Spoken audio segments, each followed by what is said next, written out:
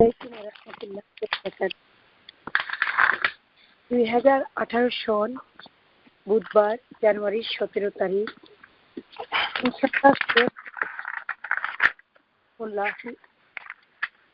আমাদের স্মল হুসনার উপর ক্লাস। আজকে একটু আমাদের ক্লাসটা একটু ব্যতিক্রম হবে, বাট ইসমুল্লাহিল আজমের ভিতর আমরা আল আহাদ ও আস-সামাদের আলোচনা আগের দুই বক্তৃতায় শুনেছি। যেহেতু এই দুইটি নাম সূরা ইখলাসের শেষের দুইটি আয়াতে কারিমার সাথে একই হাদিসে উল্লেখ হয়েছে, তাই পুরো সূরা ইখলাসের অর্থ সহ কিছু তাফসীর, এর কতিপয় ফজিলত এবং এই সূরাকে সহিহ দলিলের আলোকে প্রয়োজনীয় আলোচনা অতি গুরুত্বপূর্ণ।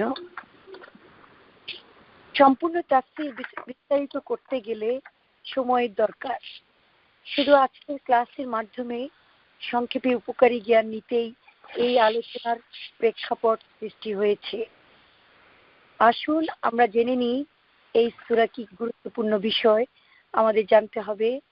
আমরা ইনশাআল্লাহ এখন আমাদের মাঝে আছেন আমাদের শ্রদ্ধেয় ভাই ডক্টর তাহের, আর আজকের প্লেব্যাক নাম্বার হবে 68 পাউন্ড। প্লিজ ভাই আপনি শুরু করুন। আলহামদুলিল্লাহি রাব্বিল আলামিন ওয়াসসালাতু ওয়াসসালামু আলা নাবিয়িনা মুহাম্মদ সাল্লাল্লাহু আলাইহি সালামুহু ওয়া আলা আহলিহি ওয়া আসহাবিহি আজমাইন। আইয়ুহাল আখওয়াতি ইখওয়ানি, আসসালামু আলাইকুম ওয়া রাহমাতুল্লাহি ওয়া বারাকাতুহু। আল্লাহ সুবহানাহু ওয়া তাআলা কোরআনুল কারীমে যে সূরা নাজিল করেছেন, সূরা আল ইখলাস নামে এটি অত্যন্ত প্রসিদ্ধ, কিন্তু এর অনেক নাম রয়েছে, 20টির উপরে নাম রয়েছে, কিন্তু কিছু নাম শুদ্ধ নয়, সহিহ নয়। কিন্তু এই যে আল ইখলাস অর্থাৎ সিনসিয়ারিটি, পুরো সূরার ভিতরে ইখলাসের কোনো কথা নেই, কিন্তু সূরাটা ইখলাস হয়েছে।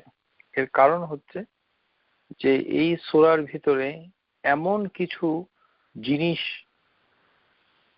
আলোচিত হয়েছে যা কোনো মানুষের অন্তরকে তাওহীদ প্রতিষ্ঠিত করে এবং শিরক থেকে পরিষ্কার করে দেয়। মুকাশকিশ, আরবি ভাষায় মুকাশকিশ বলা হয় এই সূরাটাকে, যেমন তাকশিশুল মারাদ, যে অসুখটাকে আরোগ্য লাভ করে পবিত্র পুরোপুরি রোগমুক্ত হওয়া হচ্ছে মুকাশকিশ, তাকশিশুল মারিদ এরকম নামে ডাকা হয়। যে অসুখ মানুষের শিরিক করে, সেই শিরিকের সমস্ত মূল নীতিগুলো এই সূরাতে আলোচনা হয়েছে। কিন্তু আমরা এই সূরাকে বুঝতে পারি নাই। এর কারণ হচ্ছে সূরাটা ছোট, আর প্রেক্ষাপট আমাদের নজরে আসে না, চিন্তা করা হয়নি। এই কারণে আমরা বিভ্রান্তির ভিতরে পড়ে আছি।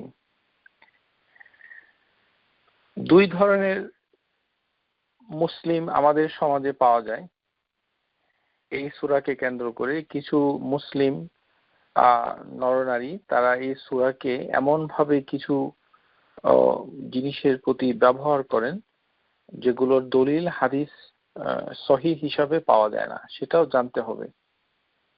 আরেকটি হচ্ছে যারা কোরআন সুন্নাতে অনেক জ্ঞান নিয়েছেন এবং কঠিন কঠিন আয়াতুল কারিমা কে মুখস্থ করেছেন অথবা বুঝতে পেরেছেন, তারা এই সূরাটার দিকে কম নজর দেন, অবহেলা করেন, বোঝার অভাব রয়েছে।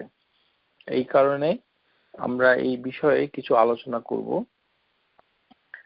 এই সূরার ভেতরে যে আল্লাহ সুবহানাহু ওয়া তাআলার দুইটি নাম যেটা আমরা হাদিসে কুদসির ভিতরে ইসমে আজম এর ভিতরে আমরা পেয়েছি,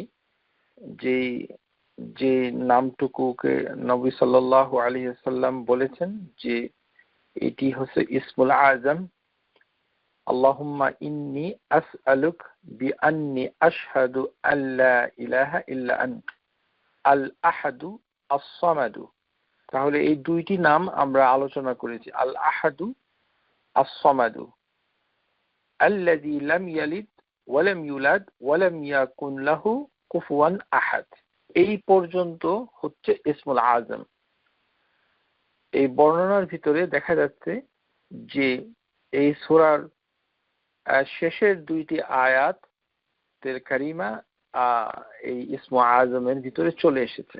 এই কারণে আমরা পুরো সূরাটাকে তার খুঁটিনাটি প্রয়োজনীয় জ্ঞান, এই সূরার তাফসীর করতে গেলে কমপক্ষে 3টি ক্লাস আমাদের প্রয়োজন।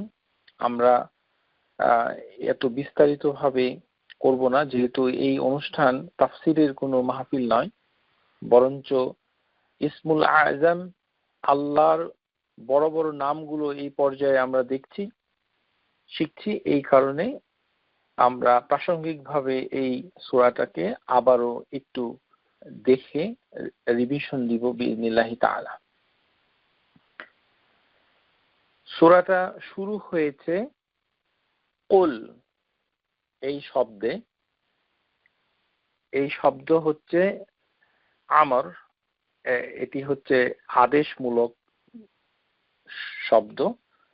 আল খিতাব লি রাসূলিল্লাহি আলাইহিস সালাতু ওয়াস সালাম ওয়ালিল উম্মতি, এটি নবী সাল্লাল্লাহু আলাইহি সাল্লামকে উদ্দেশ্য করে আল্লাহ সুবহানাহু ওয়া তাআলা বলছেন এবং উম্মতের প্রতিও উদ্দেশ্য করছেন।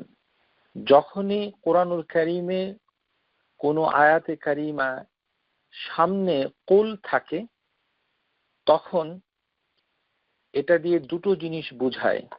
একটি হচ্ছে যে খিতাব লি রাসূলিল্লাহ সাল্লাল্লাহু আলাইহি সাল্লাম, যে হে নবী সাল্লাল্লাহু আলাইহি সাল্লাম আপনার প্রতি হুকুম করা হচ্ছে, আপনি বলুন। আর দ্বিতীয় নাম্বার অর্থ হচ্ছে হে রাসূল সাল্লাল্লাহু আলাইহি সাল্লাম আপনি এর দাওয়াত দিন, এর কথা মানুষকে বলুন, অন্য মানুষকে বলুন। আমাদের প্রতি হুকুম হচ্ছে আমরাও এটি বলবো, অর্থাৎ তিলাওয়াত করব, কেননা আল্লাহ সুবহানাহু ওয়া তাআলা বলছেন কুল। তো কুল বলার অর্থ হচ্ছে এই আয়াতে কারিমা আমাদেরকে পড়তে হবে, শুধু বলবেন।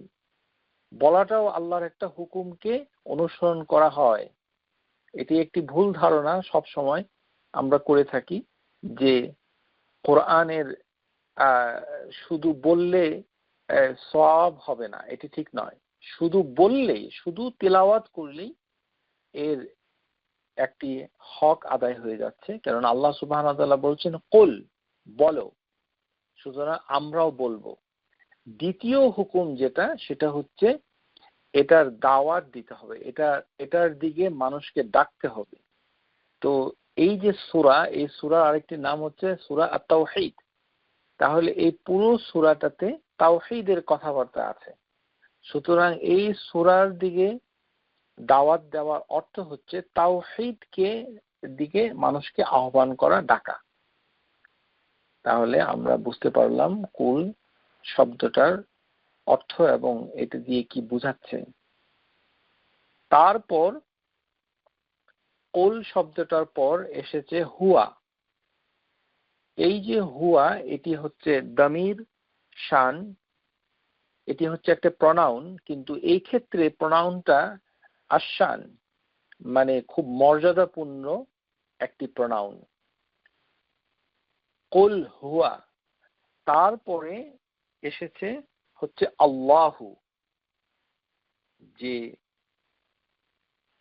এই যে আল্লাহ এসেছে, আমরা যদি হুয়াটাকে মুবতাদা আশান, যেটি অধিকাংশ মুআররিবিন আরবিক গ্রামারিয়ান তারা বলেছেন যে এই যে হুয়া মুবতাদা আশান, এই হুয়া দিয়ে পরপর দুটো জিনিস, মুবতাদা আসানি, খবর আসানি এন্ড খবর। প্রথম খবরটা হচ্ছে আল্লাহু, তারপরের খবরটা হচ্ছে আহাদুন, অর্থাৎ দুইটি সেন্টেন্স। যারা আরবি গ্রামার শিখেন তাদের উদ্দেশ্যে বলছি, এখানে দুটি সেন্টেন্স, হুয়া আল্লাহু হুয়া আহাদুন, তিনি আল্লাহ, তিনি একক, তার কোনো দ্বিতীয় নাই। এই দুইটি সেন্টেন্স একটি সেন্টেন্সে ফিউজ হয়ে গিয়েছে। এই কারণেই আহাদুন হচ্ছে খবর সানি, দ্বিতীয় খবর। আশা করি বুঝতে পেরেছেন। তাহলে হুয়া এ প্রনাউন এটা কি করছে, যে আপনি বলুন তিনি আল্লাহ, তিনি আহাদ। তাহলে তিনি আল্লাহ একটি সেন্টেন্স, তিনি আহাদ আরেকটি সেন্টেন্স, দুটো একসাথে হয়েছে। এর সামনে কুল কথাটা এসেছে, আপনি বলুন, কিন্তু হুয়াটা হয়েছে বিশেষ মর্যাদার জন্য। এটি হচ্ছে দামির আশান আল মুবতাদা, গ্রামার অনুযায়ী তাই বলা হয়। কোরআনুল কারীমে অনেক আয়াতে কারিমায় কুল হওয়ার সাথে সাথেই আল্লাহ সুবহানাহু ওয়া তাআলা হুয়া ব্যবহার করেন নাই। অনেকের ধারণা যে কুল বলার সাথে সাথে হয়তো আল্লাহ সুবহানাহু ওয়া তাআলা সবসময় হুয়া ব্যবহার করেন, এটি ঠিক নয়। যেমন সূরা বাকারা, কুলিল্লাহিল মাশরিকু ওয়াল মাগরিবু, যে আল্লাহর জন্যই রয়েছে পশ্চিম এবং পূর্ব। ইয়াহদিহি মান ইয়াশাউ ইলা সিরাতিম মুস্তাকিম, তিনি যাকে চান তাকে সরল পথ দেখান। সূরা বাকারা আয়াত নাম্বার 142। তারপরে সূরা ইউনুস, কুলিল্লাহু ইয়াবদাউল খালাকা সুম্মা ইয়াউদু সুম্মা ইউঈদুহু, যে আল্লাহ সুবহানাহু ওয়া তাআলা কুলিল্লাহু, আল্লাহ বলছেন প্রথম আয়াতে হচ্ছে কুলিল্লাহি আল মাশরিকু, আপনি বলে দিন যে মাশরিক মাগরিব আল্লাহ। আর এখানে বলা হচ্ছে কুলিল্লাহু ইয়াবদাউ খালকা সুম্মা ইয়াঈদুহু, এখানে কিন্তু হুয়াটা নাই, কুল, তারপরে সেন্টেন্স শুরু হয়ে গেছে। আল্লাহু ইয়াবদাউ, আল্লাহ সুবহানাহু ওয়া তাআলা সৃষ্টি শুরু করেন, খালকা সুম্মা ইউঈদুহু, এবং তিনি এটাকে পুনরায় মানে ঘুরিয়ে নেবেন, পুনরায় এই সৃষ্টিটাকে আবার করবেন। যেমন সূরা ইউনুস আয়াত নাম্বার 34 এবং 35, কুলিল্লাহু ইয়াহদি লিল হক, আপনি বলুন আল্লাহ তিনি হিদায়াত দান করছেন সত্যের দিকে। যেমন সূরা রাদ, এখানে এসেছে আয়াত নাম্বার 16, কুলিল্লাহু খালিকু কুল্লি শাই ওয়া হুয়াল ওয়াহিদুল কাহ্হার, আপনি বলে দিন আল্লাহ হচ্ছেন খালিকু, তিনি কুল্লি শাই, প্রত্যেকটা জিনিসকে সৃষ্টি করেন, ওয়া হুয়াল ওয়াহিদ, তিনি হচ্ছেন এক, আল কাহ্হার। কিন্তু সূরাতে আমরা পেয়েছি আহাদ, সেটা ব্যাখ্যা আমরা আগের ক্লাসে দিয়েছি। যেমন সূরা কাহফ আয়াত নাম্বার 26, কুলিল্লাহু আ'লামু বিমা লাবিসু, আপনি বলে দিন আল্লাহ সুবহানাহু ওয়া তাআলা ভালো জানেন তারা কতকাল সেখানে অবস্থান করছিল, আহজাবে কাফ। তাহলে এই যে আয়াতুল কারিমার ভিতরে আমরা দেখতে পেলাম যে কুল এই কথাটা বলার সাথে সাথেই হুয়া ব্যবহার হয়নি, বরঞ্চ হুয়াটাকে বাদ দিয়ে আল্লাহ এর লফজ জালালাকে যোগ করে সেন্টেন্স শুরু হয়ে গিয়েছে। তাহলে এই সূরাতে হুয়ার প্রয়োজনীয়তাটা কি, এর আলোচনা অত্যন্ত ব্যাপক। শুধু এতটুকু আমরা বলবো যে আরবিক গ্রামারিয়ানদের কাছে এই যে হুয়া, এটি বিশেষ মর্যাদাপূর্ণ, যে দমির আশান মুবতাদা, এইভাবেই তারা এটাকে চিহ্নিত করেছে। অর্থাৎ আপনি বলুন তিনি আল্লাহ, তিনি আল্লাহ, তিনি। এবং আমরা এর আগে ক্লাসে বলেছি হুয়া আহাদুন, আর তিনি, এই আহাদুনের আগে ইস্তিগরাকের আল ব্যবহার হয়নি, আহাদুন নাকিরা ব্যবহার হয়েছে তাযীম অর্থে, অর্থাৎ অত্যন্ত মর্যাদাপূর্ণ আহাদ। এই আহাদটুকু একমাত্র আল্লাহর জন্যই ব্যবহার করা হয়।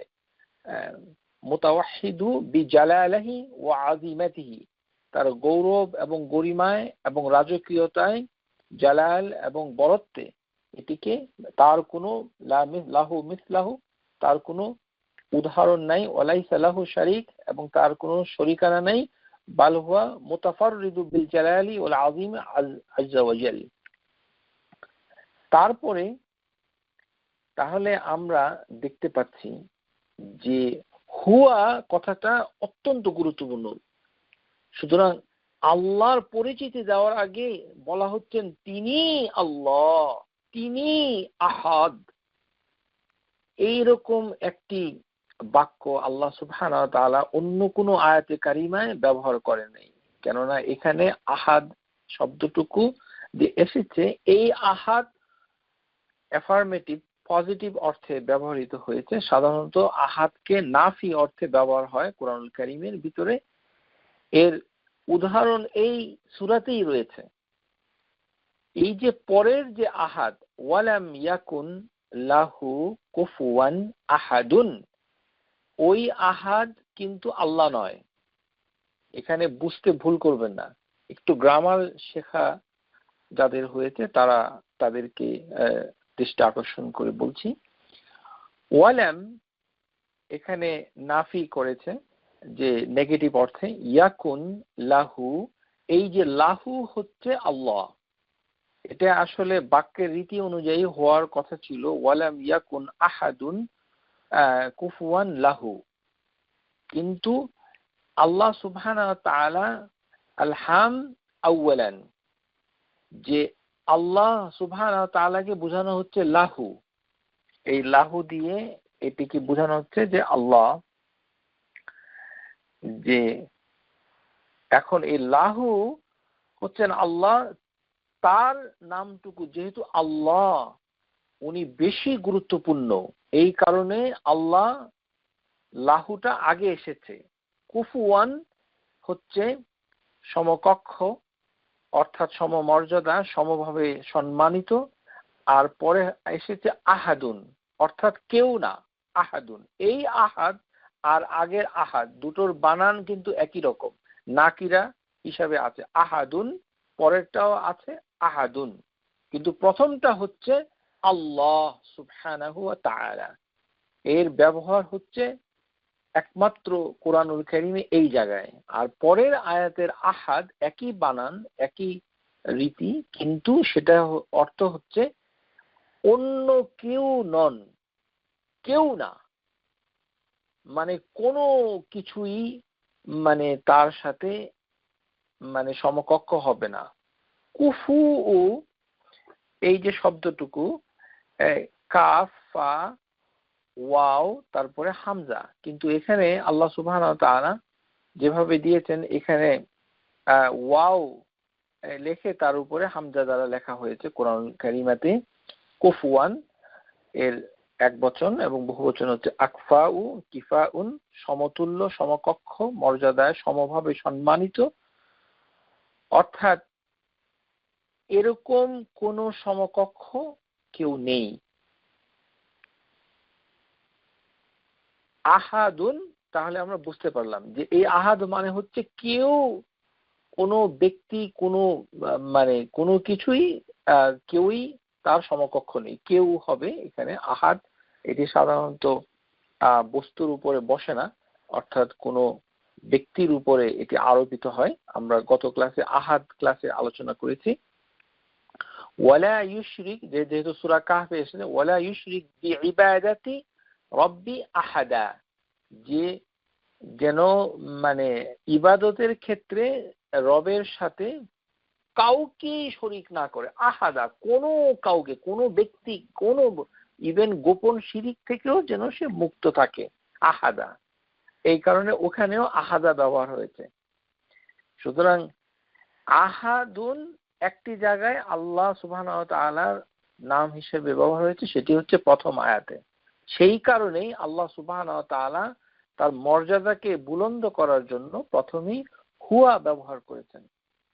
চিন্তা করুন কিভাবে তিনি বলেছেন যে হুয়াল্লাহু হুয়া আহাদুন, এই দুইটি সেন্টেন্সকে একত্র করে এখানে আমাদের চোখে দেখিয়েছেন। এখন এই যে আহাদ, এই আহাদ মানে হচ্ছে যে আমরা ক্লাসে আলোচনা করেছি যে এমন যে এর অর্থ হচ্ছে এক বললেও মানে এটার অর্থ হয় না, যার কোনো দ্বিতীয় নাই, সেটি মানে একটি অর্থ বোঝায়। তারপরে আরো অনেক অর্থ আছে যেগুলো আমরা আগের আহাদ ক্লাসে আলোচনা করেছি। কুল্লু আহাদিন, যে এক অদ্বিতীয় অর্থে একমাত্র আল্লাহ সুবহানাহু ওয়া তাআলা, আর অর্থাৎ অন্য কোথাও আহাদ ব্যবহার করলে মুদাফ অথবা মুদাফ ইলাইহি রূপে কুরআনুল কারীমে ব্যবহার হয়েছে। একক অর্থে একমাত্র আল্লাহর জন্যই খাস। তাহলে এই যে আমরা মানে এই আহাদ কথাটা মানে জানতে পারলাম যে এই আহাদ আসলে আল্লাহ সুবহানাহু ওয়া তাআলা যখন কোরআনুল কারীম নাজিল করেছেন তখন অনেক দেবতা দেবী এবং ইতিপূর্বে খ্রিস্টান ইহুদিদের এবং মক্কার মুশরিকদের অনেক ধরনের ইলাহ ছিল। তাদেরকে তারা আল্লাহ সুবহানাহু ওয়া তাআলার সাথে ডাকতো, আল্লাহ সুবহানাহু ওয়া তাআলার সমকক্ষ মনে করত। এই কারণে আল্লাহ সুবহানাহু ওয়া তাআলা আহাদ হয়ে গিয়েছেন, যে এর সাথে আর কিছু নেই। এই আহাদ কথাটার জন্য বিলাল বিন রাবাহ রাদিয়াল্লাহু আনহু, আপনারা সবাই জানেন যে এই বিলাল রাদিয়াল্লাহু আনহুকে 11 দিন ধরে মরুভূমির উপর, তপ্ত মরুভূমি, যারা সৌদি আরবে যান একবার হজ করার সময় দুপুর বেলা জুতাটা খুলে পাটা একটু মাটিতে রাখবেন। দুপুর বেলা অনুরোধ করছি সবাইকে, একবার পাটা রেখে এই 30 সেকেন্ডের মতো রাখবেন, দেখবেন যে কিরকম লাগে আপনার পায়ের তলাটা। এটা অনুভব করার পরে বাসায় এসে বিলাল রাদিয়াল্লাহু তাআলা আনহুর কিচ্ছাটা একটু পড়বেন, তাহলে বুঝবেন যে আহাদ কথাটার কত মূল্য। বিলাল রাদিয়াল্লাহু তাআলা আনহু, বিলাল বিন রাবাহ উমাইয়া বিন খালাফের কৃতদাস ছিল।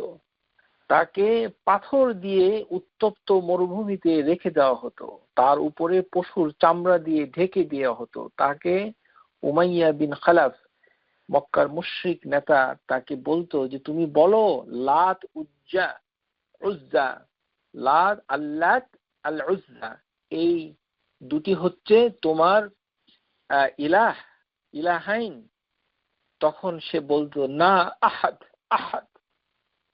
এই বিলাল আহাদ আহাদ বলতো, শুধুমাত্র আহাদ। এর কষ্ট দেখে সমস্ত মুসলিম তারা ব্যাকুল হয়ে গিয়েছিল, কিন্তু বিলাল বিন রাবাহ কখনো আহাদ কথাটা মুখ থেকে সরায় নাই। কেন? সে তো সেখানে আল ব্যবহার করে নাই, বলে নাই আল আহাদ, সে অন্য কিছু বলে নেই, সে বলেছে আহাদ, আহাদুন আহাদ, আহাদুন আহাদ।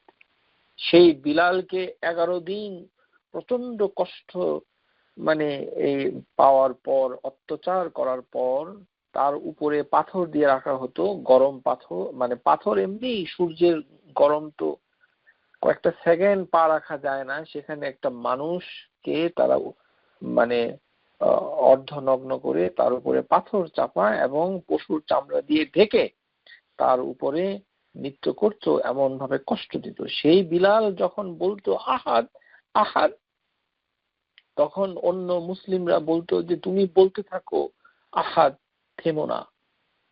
এই আহাদ এই বিলাল দিয়ে বুঝাইছে কি, যে আল্লাহ হচ্ছেন একক, তার আর কোনো দ্বিতীয় কেউ নাই।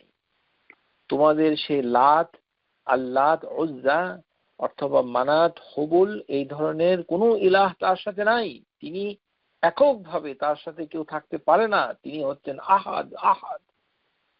আজ আমরা আহাদ কথাটা মুখে আনি সূরাটার সময়, তখন আমাদের বিলালের কথা মনে পড়ে না। এই আহাদ শব্দের জন্য তাকে আবু বকর সিদ্দিক মানে অনেক দেন দরবার করে তাকে ছাড়িয়ে নিয়ে আসে।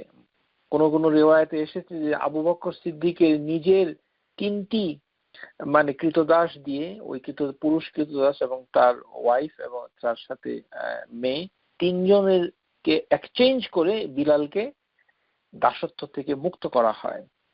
আবার কোন কোন রিওয়ায়াতে এসেছে যে আবু বকর সিদ্দিক রাদিয়াল্লাহু আনহু তিনি মানে অনেক স্বর্ণ দিতে চেয়েছিলেন। এইভাবে অনেক কাহিনী বর্ণিত আছে। সুতরাং এই যে আহাদ, এটির দাম অনেক বেশি, এই আহাদ হচ্ছে যারা ইসলামের প্রথম যুগে আহাদকে প্রতিষ্ঠা করেছে, তারা এর মর্যাদা বোঝে। আমরা এই আহাদকে চিনতে পারি নাই। আশা করি এই আহাদ আমাদের অন্তরে প্রেরণা সৃষ্টি করবে। তাহলে তারপরে এসেছে যে আল্লাহু সামাদ, জুমলাতুল মুস্তাকিল্লাহ, একটি সংক্ষিপ্ত পরিপূর্ণ একটি সেন্টেন্স। এই আস-সামাদ, এটা আমরা আলোচনা করেছি যে এমন একজন যিনি কারো মুখাপেক্ষী নন, কিন্তু সবাই তার মুখাপেক্ষী, যার কোনো কিছুর প্রয়োজন নেই, কিন্তু সমস্ত সৃষ্টির তারই প্রয়োজন। হুয়া আল্লাযী তাসমিদু ইলাইহি খালাইক ফি হাওয়াইজিহা, যে সমস্ত সৃষ্টির যাকে প্রয়োজন তিনি হচ্ছেন আস-সামাদ, কিন্তু তার নিজের অন্য কারোর প্রয়োজনীয়তা নাই। আশা করি বুঝতে পেরেছেন। এখন আসুন যে ওয়ালাম ইয়াকুন লাহু লাম ইয়ালিদ ওয়ালাম ইউলাদ, এখানে এমন ভাবে লাম কথাটা বসিয়ে একদম পাস্ট টেন্স করে ফেলেছে যে এটি হচ্ছে হি ডিড নট গিভ বার্থ। এই কথাটা যদি আল্লাহ সুবহানাহু ওয়া তাআলা এভাবে ব্যবহার করতেন, লা ইয়ালিদু, যে ইউলাদ, লা ইউলাদু ইয়ালিদু, যে তিনি জন্ম দেন নাই, তাহলে মানুষ হয়তো ধরে নিত যে অতীতে হয়তো তিনি জন্ম দিয়েছেন। কিন্তু আল্লাহ সুবহানাহু ওয়া তাআলা সেটাকে পরিষ্কার করে এমন ভাবে বলে দিয়েছেন লাম ইয়ালিদ, যে he did not give birth, তিনি জন্ম দেন নাই। ওয়ালাম ইউলাদ, এখানে লা ইউলাদু বলা হয়নি, যে he is not born, but যেহেতু জন্মটা পাস্ট হয়ে যায়, সেই কারণে এটা প্রতিষ্ঠিত হয়েছে ওয়ালাম ইউলাদ, যে হি ওয়াজ নট বর্ন, তাকে জন্ম দেওয়া হয় নাই। এখন এই যে জন্ম হয়ে গেলে অসুবিধাটা হতো কি, কেননা যে কোনো জিনিসের জন্ম হলেই সেটার একটা শুরু থাকে। সুতরাং আল্লাহ সুবহানাহু ওয়া তাআলার কোনো শুরু নাই, তার আগে কেউ নাই, তার সাথে আল্লাহ সুবহানাহু ওয়া তাআলা একাই ছিলেন, তার সাথে কিছুই ছিল না। মাআহু লাম ইয়াকুন মাআহু শাই, তার সাথে কিছুই ছিল না। সুতরাং তিনি ওয়ালাম ইউলাদ, তিনি জন্ম নেন নাই, পাস্ট টেন্সে, যে এটি পরিষ্কার হয়ে গেল যে এটি জন্ম নেন নাই। আর লাম ইয়ালিদ, এটাকে প্রথম রাখা হয়েছে, যে তিনি জন্ম দেন নাই, হি ডিড নট। এর আয়াতের অর্থে অনেকগুলো কথা এসেছে, সেগুলো হচ্ছে আল মুশরিকুন, আল ইয়াহুদ, আর নাসারা, তাদের কথাগুলোকে আল্লাহ সুবহানাহু ওয়া তাআলা ফিরিয়ে দিয়েছেন এই আয়াতে কারিমার এই অংশের মাধ্যমে। যে মুশরিক যারা, তারা বলতো যে জাআলুল মালাইকাতি আল্লাযিনা হুম ইবাদির রহমান ইনাসান, যে আল্লাহ সুবহানাহু ওয়া তাআলা মুশরিকরা বলতো যে ফেরেশতাগুলি হচ্ছে আল্লাহ সুবহানাহু ওয়া তাআলার কন্যা, এভাবে তারা বলতো যে ওয়া ইন মালাইকাতি বানাতাল্লাহ, তারা হতো যে আল্লাহ সুবহানাহু ওয়া তাআলার কন্যা হচ্ছে ফেরেশতারা। ওয়াল ইয়াহুদ, আরবি ইহুদিদের একটি অংশ, সমস্ত ইহুদি নয়। অনেকের ধারণা যে সারা পৃথিবীর সমস্ত ইহুদি তারা বিশ্বাস করে অথবা করত উযায়ের ইবনুল্লাহ, উযায়ের আলাইহিস সালাম হচ্ছে আল্লাহর পুত্র। এই কথাটি সঠিক নয়, বরঞ্চ আরব সমাজে তখনকার দিনে যে ইহুদিরা বসবাস করত, আরবি ইহুদি, তাদের অনেক সংখ্যক লোক তারা বলতো ওয়াকালু উযাইর ইবনুল্লাহ, ইহুদিদের ভিতরে একটি অংশ বলতো উযাইর হচ্ছে আল্লাহর পুত্র। ওয়ান নাসারা, এবং যারা খ্রিস্টান তারা বলতো মাসিহ ইবনুল্লাহ, এবং তারা বলতো যে মাসিহ মানে ঈসা আলাইহিস সালাম হচ্ছে আল্লাহর পুত্র। তো এই ধরনের মিথ্যা কথা যেহেতু বলতো, এই কারণে আল্লাহ সুবহানাহু ওয়া তাআলা প্রথমেই গুরুত্বপূর্ণ যেটা বেশি সেটাকেই তিনি প্রথমেই খারিজ করে দিলেন, বাতিল করে দিলেন। লাম ইয়ালিদ, যে he did not give birth, لأنه عز وجل هو الأول الذي ليس قبله شيء, যে আল্লাহ সুবহানাহু ওয়া তাআলার পূর্বে কিছুই ছিল না। فكيف يكون مولودا, তাহলে তিনি কিভাবে জন্ম নিবেন। তারপর আল্লাহ সুবহানাহু ওয়া তাআলা যে তিনি বলছেন ওয়ালাম ইয়াকুন লাহু কুফুয়ান আহাদ, আমরা এই আয়াতে কারিমার অংশটা মানে ব্যাখ্যা করার আগে আমরা আরেকটু এর ব্যাখ্যার দিকে যাচ্ছি ইনশাআল্লাহ তাআলা। যে আল্লাহ সুবহানাহু ওয়া তাআলা মানে হি ডিড নট, প্রেজেন্ট টেন্সে অনেক ট্রান্সলেশনে সেটাকে প্রেজেন্ট টেন্সও বলা হয়েছে, লাম ইয়ালিদ, হি ডাজ নট গিভ, এবং অনেক ট্রান্সলেশনে বলা হয়েছে যে ওয়ালাম ইউলাদ। এটি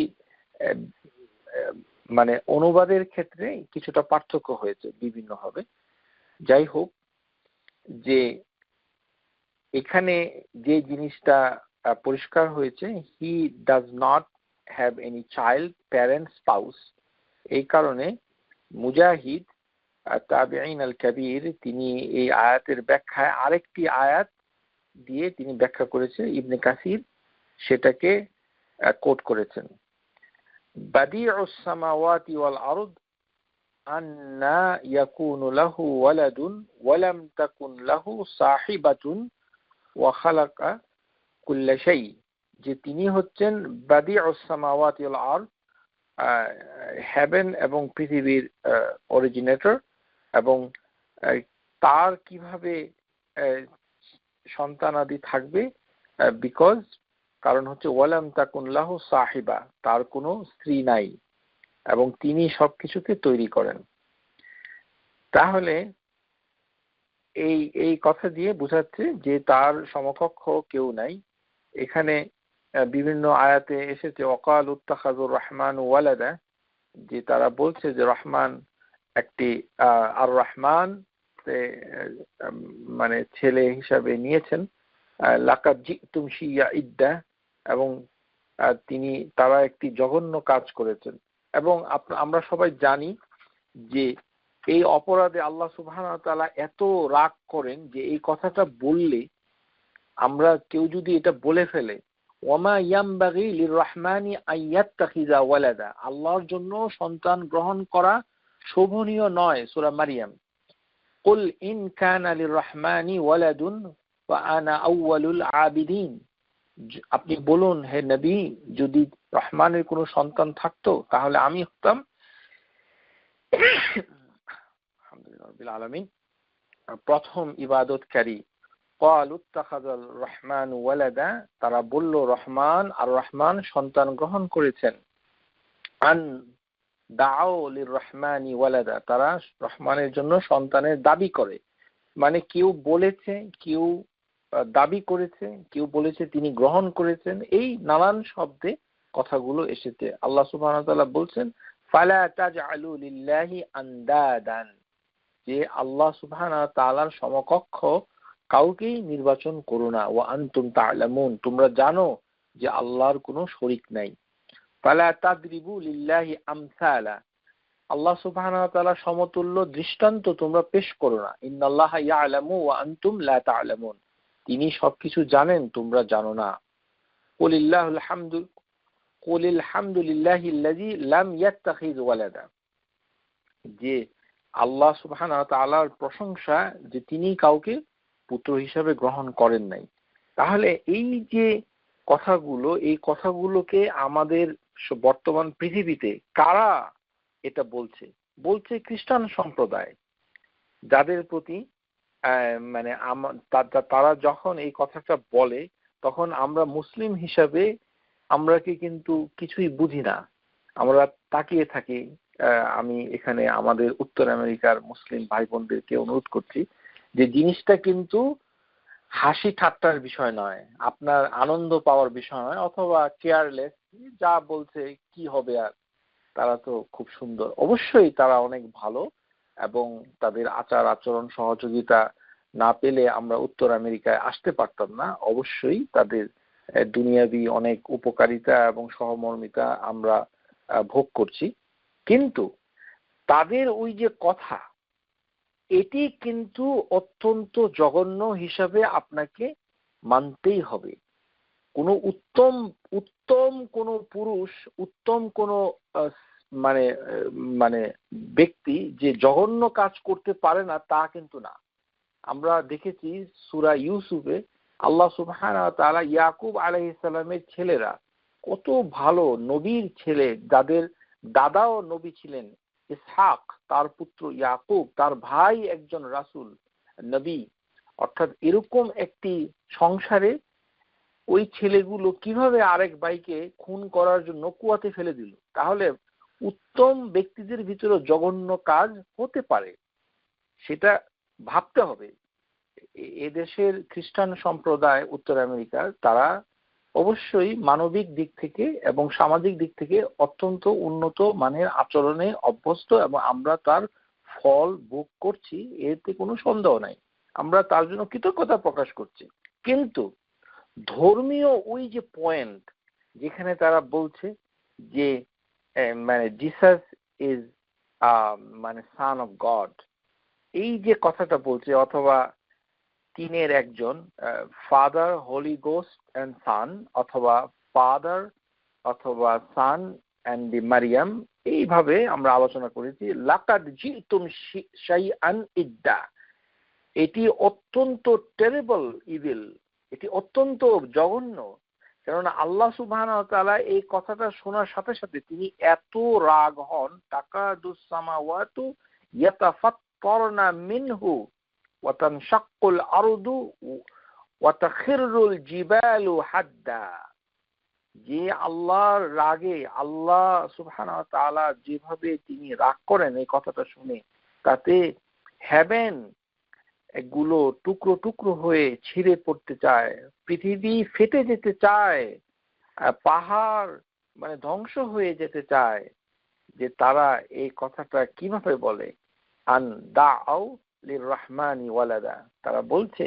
এই কারণে এটাকে ওভাবে কিন্তু ধারণ করতে হবে, শুধু বসে বসে মানে তাদের ক্রিসমাসের সময় কেক পেস্ট্রি খেলে চলবে না।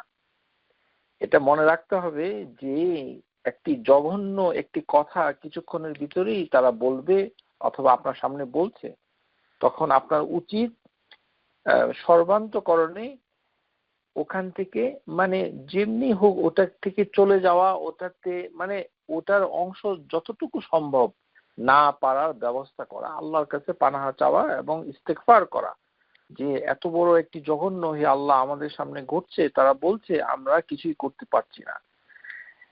আল্লাহ সুবহানাহু ওয়া তাআলা এই জঘন্য কাজের জন্য যদিও এত রাগ হন, এই যে সমস্ত কিছু ফেটে চৌচির ধ্বংস হয়ে যেতে চায় হেভেন এন্ড আর্থ, কিন্তু আল্লাহ সুবহানাহু ওয়া তাআলা হচ্ছেন হালিম, তিনি এ সত্ত্বেও তাদেরকে মানে রিজিক দেন এবং তাদেরকে সুস্থ রাখেন। সুবহানাল্লাহ, লা আহাদা আসফারু আলা আযান সামিআহু মিনাল্লাহি, আল্লাহ সুবহানাহু ওয়া তাআলার থেকে সবচেয়ে বেশি সবরকারী আর কেউ নাই। যখন তিনি খারাপ জিনিসটি শুনেন, ইয়াজআলুনা লাহু ওয়ালাদুন, যে তারা তাদেরকে বলছে যে তিনি সন্তান নিয়েছেন, তার একটি সন্তান আছে, কিন্তু তারপরেও তিনি কি করেন, ওহুয়া ইয়ারযুকুহুম, তাদেরকে তিনি রিজিক দেন। রিজিকটা যে বর্তমান সময়ে যে ভালোই তারা পাচ্ছে দুনিয়াবি রিজিক, সেটা আমরা দেখতেই পাচ্ছি বাস্তবতা। ওয়া ইউআফিহিম, এবং তারা সুস্থতা লাভ করছে, মানে সুস্থ জীবন পাচ্ছে। তো সুতরাং পাশ্চাত্যে যে সকল দেশে খ্রিস্টানদের সংখ্যা বেশি, তাদের ভিতরে এই দুটার উপস্থিতি আমরা বাস্তবে দেখতে পাচ্ছি। সেটি আল্লাহ সুবহানাহু ওয়া তাআলা ভালো জানেন যে কেন এটি হচ্ছে, কিন্তু আমাদেরকে জানতে হবে যে এর পরিণতি অত্যন্ত ভয়ঙ্কর। যে আল্লাহ সুবহানাহু ওয়া তাআলা এটি শুনতে চান না। তো এখন যারা মুশরিক ছিল সেই আমলে ওয়াজআলু বাইনাহু ওয়া বাইনাল জিন্নাতি নাসাবান, তারা জিন এবং আল্লাহ সুবহানাহু ওয়া তাআলার সাথে একটা আত্মীয়তার সম্পর্ক স্থাপন করত। ফেরেশতাদেরকে বলতো কন্যা, আর জিনদেরকে আল্লাহ সুবহানাহু ওয়া তাআলার সাথে একটা লিনিয়েজ কিনশিপ তৈরি করেছিল। এটি কোরআনুল কারীমে মানে মানে আছে, ওয়াজআলু বাইনাহু ওয়া বাইনাল জিন্নাতি নাসাবান, যে তারা তৈরি করত একটা নাসাব আল্লাহ এবং জিনের মধ্যে। ওয়ালাকাদ আলিমাতি জিন্নাতি ইন্নাহুম লামুহদারুন, এবং তারা জানতো জিনগুলো যে তাদেরকে আল্লাহ সুবহানাহু ওয়া তাআলার সামনে হাজির হতে হবে। সুবহানাল্লাহ আম্মা ইয়াসিফুন, কিন্তু আল্লাহ সুবহানাহু ওয়া তাআলা হচ্ছেন এই ধরনের অপবাদ থেকে মুক্ত। তাহলে এই ধরনের অপবাদ আল্লাহ সুবহানাহু ওয়া তাআলাকে তারা দিত। এই জন্যই আল্লাহ সুবহানাহু ওয়া তাআলা লাম ইয়ালিদ ওয়া লাম ইউলাদ বলেছে, এবং এটি অত্যন্ত গুরুত্বপূর্ণভাবে আমাদেরকে দেখতে হবে। যদিও আমাদের সমাজের পরিপ্রেক্ষিতে, কারণ আমরা বাংলাদেশি সমাজে খ্রিস্টানদের সম্পর্কে আমাদের ধারণা নাই, ইহুদিদের সম্পর্কেও নাই, আর হিন্দুদের সম্পর্কেও তেমন একটা নাই। আর আমাদের রয়েছে মুসলমানদের ভিতরেই অনেক ধরনের শিরকি কর্মকাণ্ড, কিন্তু এই ধরনের শিরকের সাথে আমাদের পরিচয়টা কম। কিন্তু কোরআন থেকে এই জ্ঞান নিয়ে আপনারা উত্তর আমেরিকায় যারা আছেন তার বাস্তবতা আপনাদের অন্তরে অবশ্যই বোধ করা উচিত। ক্বাল আল্লাহু আযজা ওয়া জাল, আল্লাহ সুবহানাহু ওয়া তাআলা হাদিসে কুদসিতে বলছেন, কাজ্জাবানি ইবনু আদামা ওয়া লাম ইয়াকুন লাহু যালিক, যে আদম সন্তান আমাকে অস্বীকার করছে এবং তার কোনো অধিকার নাই এটা করার। শাতামানি ওয়া লাম ইয়াকুন লাহু যালিক, এবং আমাকে গালি দিচ্ছে কিন্তু তার কোনো অধিকার নাই। ফাআম্মা তাকযিবুহু ইয়া, এবং তাকে আমাকে মিথ্যা বলছে, এবং সেটি বলছে লান ইউঈদানি কামা বাদানি, যে আল্লাহ সুবহানাহু ওয়া তাআলা আমাকে আর পুনরায় সৃষ্টি করবেন না যেমন তিনি সৃষ্টি করেছিলেন। এটা আমাদের অনেক মুসলিমদের ভিতরে আছে যে কবরে গেলে হাড্ডি গুড্ডি গুলো কিভাবে আবার আল্লাহ তৈরি করবেন। এই কথাটা যারা বলছে তারা কিন্তু আল্লাহ সম্পর্কে মিথ্যা বলছে। তাকযিবুহু আইয়া ফাকুল ওয়ালাইসা আউয়ালুল খালকি বিআহওয়ানা আলাইয়া মিন ইআদাতি, যে তারা যে আল্লাহ সুবহানাহু ওয়া তাআলা যে অপবাদ দিচ্ছে, ওয়া আম্মা শাতমুহু ইয়া ফাকুলু আত্তাখাযুল্লাহু ওয়ালাদা, যে তারা আগে বলছে যে তাকে যে রিক্রিয়েট করা হবে, এটা আল্লাহ সুবহানাহু ওয়া তাআলার জন্য বিআহওয়ানা আলাইয়া, এটি আল্লাহ সুবহানাহু ওয়া তাআলার জন্য অত্যন্ত সহজ, যে পুনরায় তাকে জীবিত করা, মিন রিয়াদাতিহি, তাকে অরিজিনাল ফর্মের থেকে আবার পুনরায় রিক্রিয়েট করা আল্লাহ সুবহানাহু ওয়া তাআলার জন্য সহজ। এবং তারা আল্লাহ সুবহানাহু ওয়া তাআলাকে কার্স করছে, শাতামুহু ইয়া ফাকুল আত্তাখাযু ওয়ালাদা, আল্লাহ পুত্র নিয়েছেন, ওয়া আনাল আহাদুস সামাদ, কিন্তু আল্লাহ সুবহানাহু ওয়া তাআলা হচ্ছেন আহাদুস সামাদ, লাম ইয়ালিদ ওয়া লাম ইউলাদ ওয়া লাম ইয়াকুল লাহু কুফুয়ান আহাদ। এইভাবে আল্লাহ সুবহানাহু ওয়া তাআলা এখানে এটা বলছেন। এখন এই যে কোনো কিছু সাদৃশ্য নাই, এটা অর্থ হচ্ছে যে সিফাতের দিক থেকে আল্লাহর যে গুণাবলী তারও কিন্তু কোনো সাদৃশ্য নাই, এটা বুঝতে হবে। সিফাত, আল্লাহর হাত আছে, তো সেটাও তো অন্য কোনো হাতের সাথে তার সাদৃশ্য নাই, সমকক্ষ নাই, এটা বুঝতে হবে। শুধু বেশি বেশি খালি কুল হুয়াল্লাহ সূরা খালি মুখস্থ করলে কাজ হবে না। আল্লাহর গুণাবলী যেভাবে আল্লাহ বর্ণনা করেছেন সেভাবে আমাদেরকেও বর্ণনা করতে হবে, কেননা আল্লাহ বলছেন কুল, আর তিনি বলেই দিচ্ছেন যে এর সমকক্ষ কিছু নাই। তাহলে আল্লাহর হাত আমরা যখন বলি তখন আল্লাহর হাতই বলতে হবে, কিন্তু এটি কোনো মানুষের হাতের মতো সমকক্ষ সমমর্যাদা সমতুল্য কোনোভাবেই সমকক্ষ হতে পারে না। এই সূরাতেই এটি আছে, ওয়ালাম ইয়াকুন লাহু কুফুয়ান আহাদ, যে তার কোনো কিছু, তার নামের অর্থে, তার গুণের অর্থে, তার সিফাতের অর্থে কোনো কিছুই কারোর সাথে মানে সম্পর্ক সমতুল্যতা নাই। সুতরাং আল্লাহর গুণাবলীকে আপনাকে জানতে হবে। আল্লাহ এই শব্দটুকু এসেছে ইসমুল জামেদ, অর্থাৎ আল্লাহ শব্দটা আল ইলাহ শব্দ থেকে আসে নাই, সেটা আমরা আগে আলোচনা করেছি।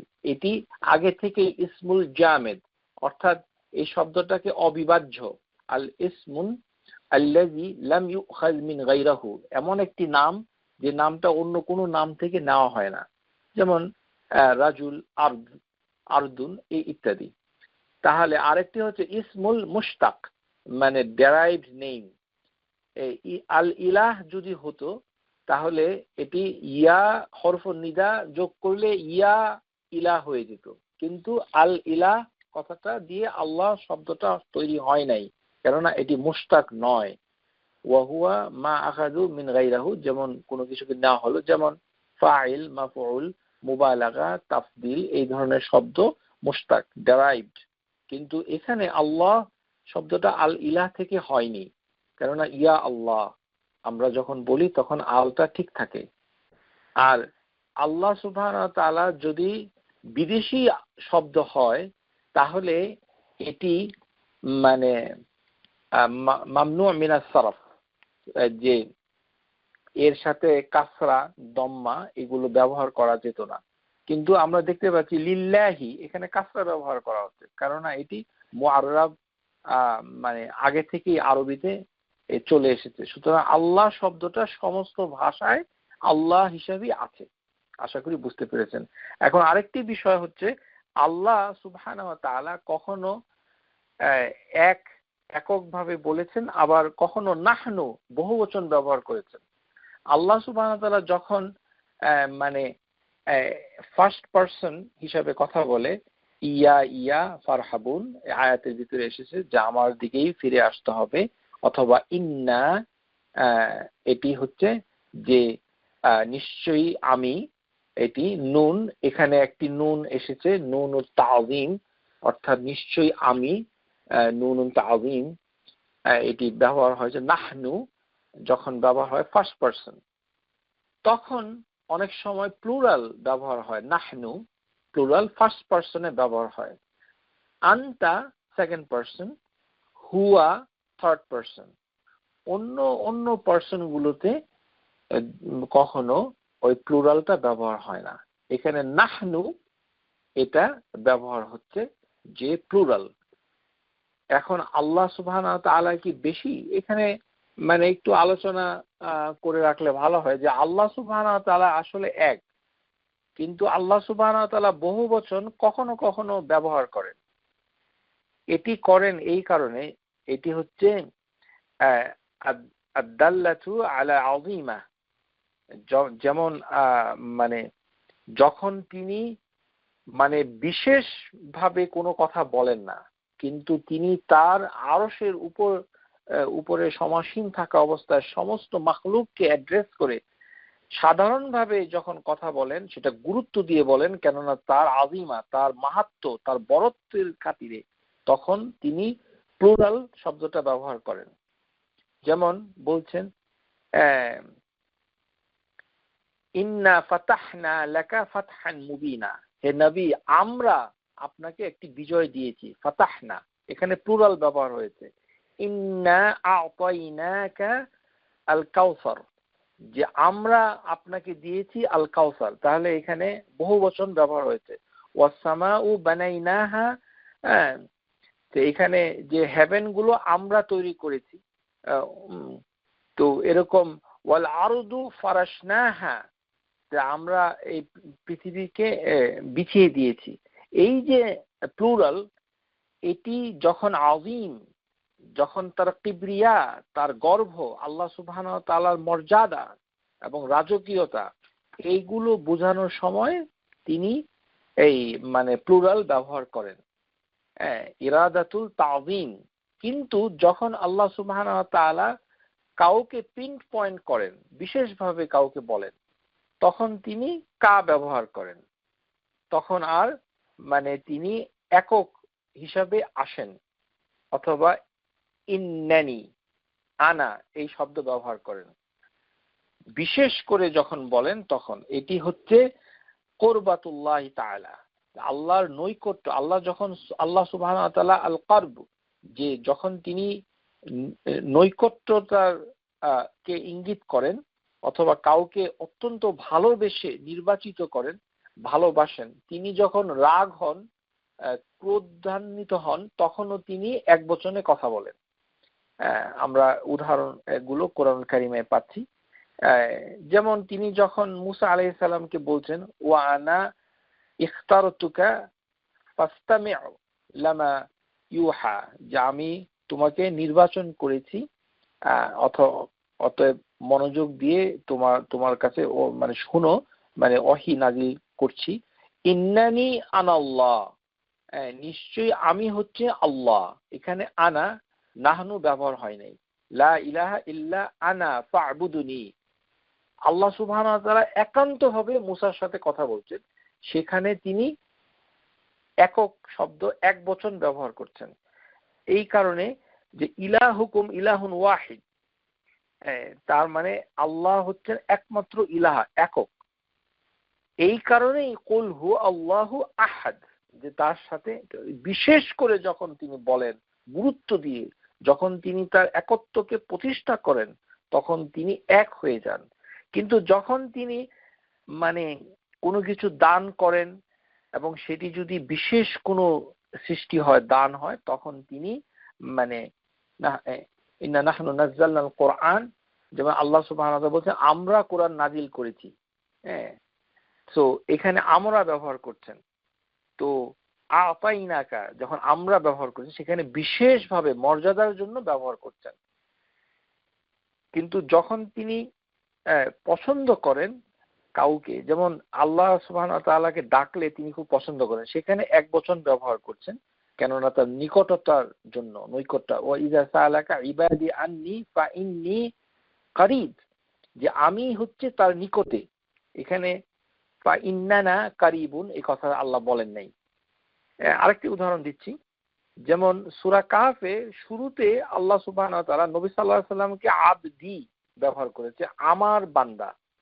কিন্তু যখন খাদর আলাইহিস সালাম, মুসাকে যখন পাঠানো হলো, তাকে কিন্তু তিনি আবদি কথাটা ব্যবহার করে নাই। আল্লাহ সুবহানাহু ওয়া তাআলা বলছেন সুবহানাল্লাযী আসরা বিআবদি, যে মানে আল্লাযী আসরা, যাকে ভ্রমণ করিয়েছেন, আবদিহি, যে তার বান্দাকে, তার মানে এককভাবে। এখানে আবদি না, আমাদের বান্দা কথাটা বলেন নাই, কেননা আল্লাহ সুবহানাহু ওয়া তাআলা নবী সাল্লাল্লাহু আলাইহি সাল্লামকে বেশি মর্যাদা দিয়েছেন, বেশি ভালোবেসেছেন।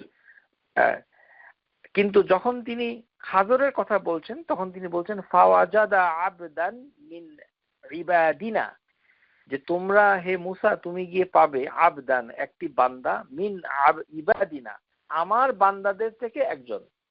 তাহলে এক বচন হয়ে যায় যখন বিশেষ নিজের কোনো লোক হয়। উদাহরণ দিয়ে বলছি বোঝার জন্য, যেমন একজন আমাদের দেশের রাষ্ট্রপতি, তিনি বক্তৃতা দিচ্ছেন, বলছেন আমরা দেশের উন্নয়ন করেছি, আমরা দেশের মানে অর্থনৈতিক মুক্তিদান করেছি, আমরা দেশকে স্বাধীন করেছি, আমরা দেশের 12টা বাজিয়েছি, আমরা করেছি।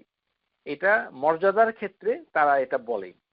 কিন্তু বক্তৃতা চলছে, এমন সময় রাষ্ট্রপতির সামনে ছোট্ট মেয়েটা এসে গুড়গুড় করে বলছে, আব্বা আমাকে একটি ক্যান্ডি দাও। তখন রাষ্ট্রপতি কি বলবে? এটি আমাদের মেয়ে, এই কথাটা বলবে? বলবে না, বলবে এটি হচ্ছে আমার মেয়ে, খুব দুষ্টামি করে। এই যে বিশেষ বক্তৃতা থেকে হঠাৎ করে ইলতিফাত, এই কথাটাকে বলা হয় আরবি ভাষায় ইলতিফাত, মানে যখন সেন্টেন্সের মোড চেঞ্জ হয়ে যায়, টার্ন টু অ্যানাদার ডাইরেকশন, সেটি কোরআনুল কারিমাতে এসেছে। যে আল্লাহ সুবহানাহু ওয়া তাআলা তখন যেমন প্রেসিডেন্টের সামনে তার ছোট বাচ্চাটা যখন গন্ডগোল করে, অথবা তার স্ত্রী যদি হঠাৎ করে রেগে চলে আসে, তাহলে উনি কি বলবেন? তিনি বলবেন না যে দিস ইজ আওয়ার ওয়াইফ, বলবে যে this is my wife, something wrong at this moment, let me take care of her. এই কথাটা বলবে বক্তৃতাটাকে থামিয়ে দিয়ে। ছোট বাচ্চাকে বলবে যে এটি হচ্ছে আমার ছোট্ট বেবিটা, সে হয়তো বুঝতে পারেনি, এখানে চলে এসেছে, তাকে আমি এখন একটু আদর করে দেব। তাহলে যখন নৈকট্যতা বিষয় হয়ে দাঁড়ায়, ভালোবাসা যখন বিষয় হয়, একান্ত সান্নিধ্য যখন আল্লাহ সুবহানাহু ওয়া তাআলা মানে ইঙ্গিত করেন, তখন এক বচন ব্যবহার করেন। আর যখন তিনি অনেক ব্যাপক সমস্ত মাখলুকাতের জন্য যখন কিছু দান করেন, বিশেষভাবে যে ওয়া আনজালনাস সামা মাআ, মানে যেমন মিনাস সামাই মা, যেমন তিনি উপর থেকে, হেভেন থেকে পানি বর্ষণ করছেন।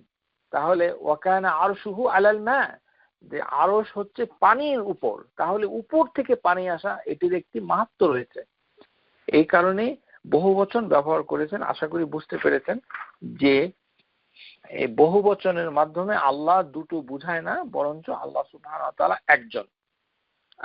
যখন গ্রেটনেস, পাওয়ার, প্রভিডেন্স, রিজক এগুলো বুঝায়, তখন আল্লাহ সুবহানাহু ওয়া তাআলা তার আয়াতের কারিমাকে ইলতিফাত করে মানে উই কথাটা, নাহনু কথাটা ব্যবহার করেন এবং ফার্স্ট পারসনে কথা বলেন। এখন আমরা এই আয়াতের ভিতরে আমরা যেটা বলতে চাই যে এই আয়াতে যে হাদিসগুলো এসেছে, সেই হাদিসগুলোকে আমরা কিভাবে মানে বুঝি। এই সূরাটাকে যখন নাজিল হয়, তখন যে আসবাব বর্ণনা করা হয়েছে, ইয়া মুহাম্মাদু আনসাবু লানা রাব্বাক। আমরা এই হাদিসগুলো বর্ণনা করার আগে একটা জিনিসের প্রতি আপনাদের দৃষ্টি আকর্ষণ করছি, যে এই সূরাটা, সূরা ইখলাস, নবী সাল্লাল্লাহু আলাইহি সাল্লাম 3টি জায়গায় পড়তেন সব সময়।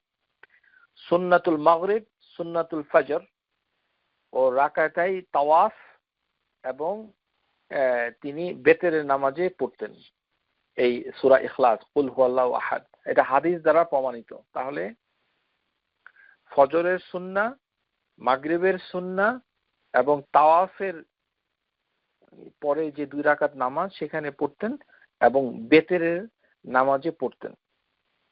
এখন ফজরের সুন্নাতে আসেন।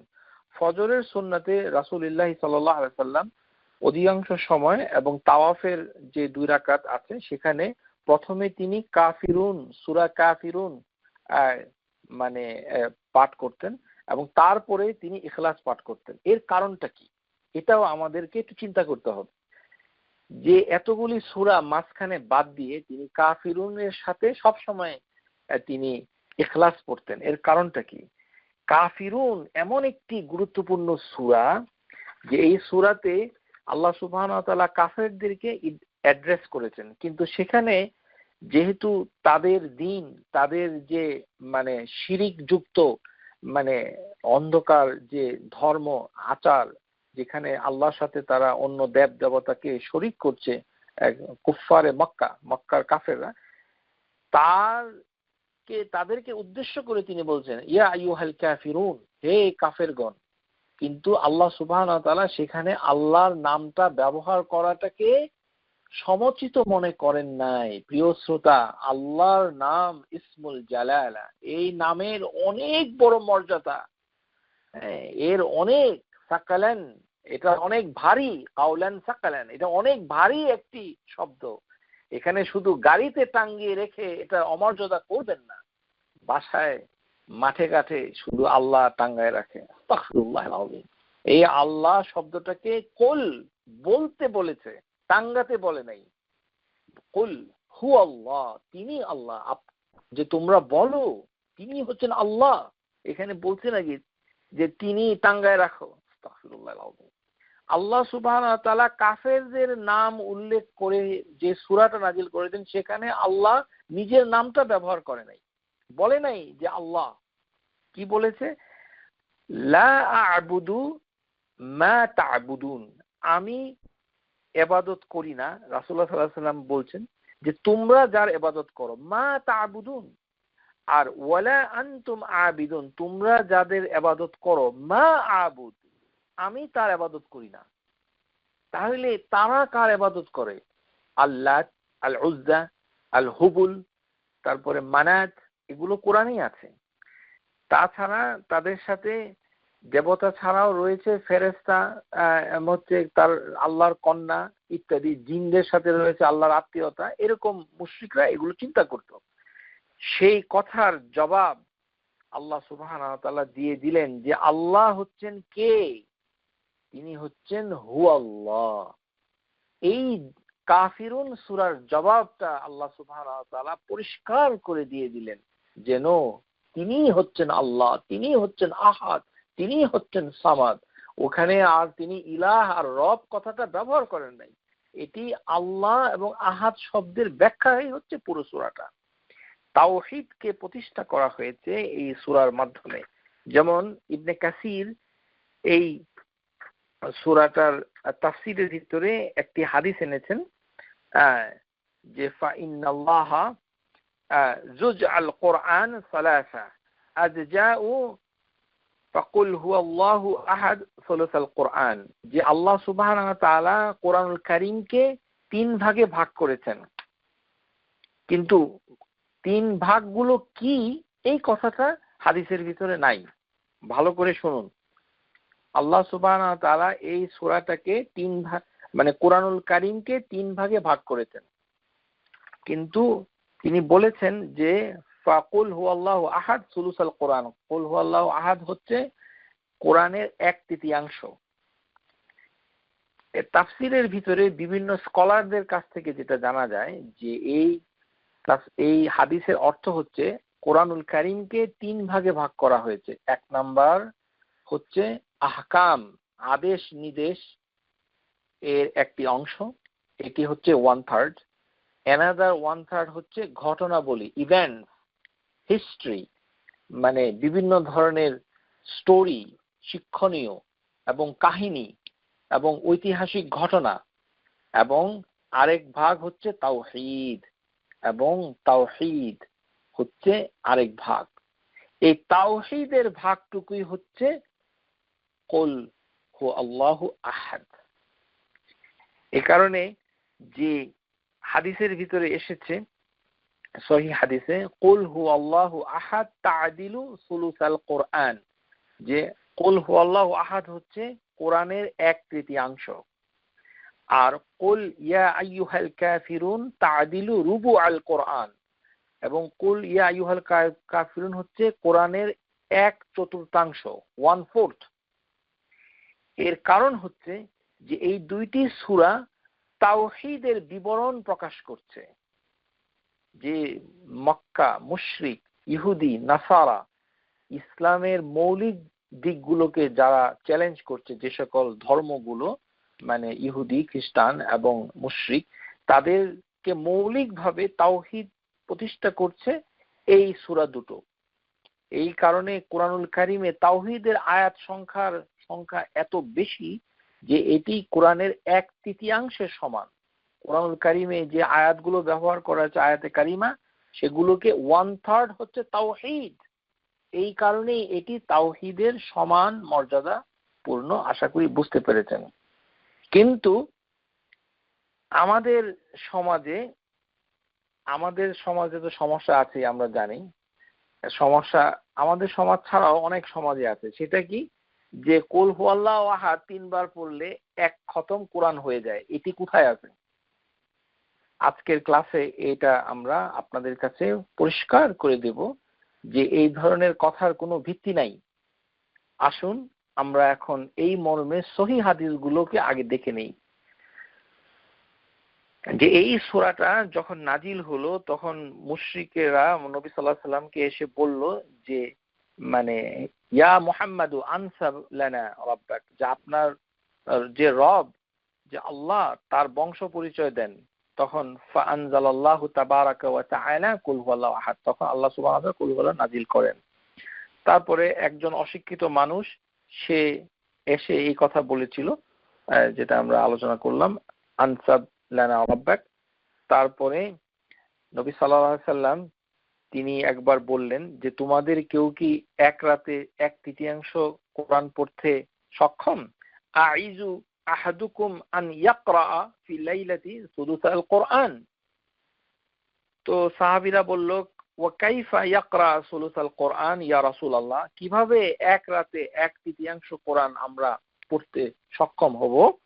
قال قل هو الله احد يعدل ثلث القرآن, যে قل هو الله احد হচ্ছে কোরআনের 1/3। এখন আমাদের সমস্যা হয়েছে কি, আমরা কোরআন এবং হাদিসের ভিতরে আমরা অঙ্ক করি। আমাদের বাংলাদেশ, পাকিস্তান, ভারতে অঙ্কটা একটু বেশি জানে। যেহেতু আল্লাহ রাসূলুল্লাহ সাল্লাল্লাহু আলাইহি ওয়াসাল্লাম বলছেন 1/3, সেখানে অঙ্কের ফর্মুলা দিয়ে যারা করে ফেলেছেন 1/3 মানে পূর্ণ কোরআন। এরকম কোন হাদিস জাল হিসাবে হয়তো দেখাতে পারবে, কিন্তু সহিহ হিসাবে কোনো হাদিস নাই। এটি ওই অর্থে ঠিক নয় প্রিয় শ্রোতা।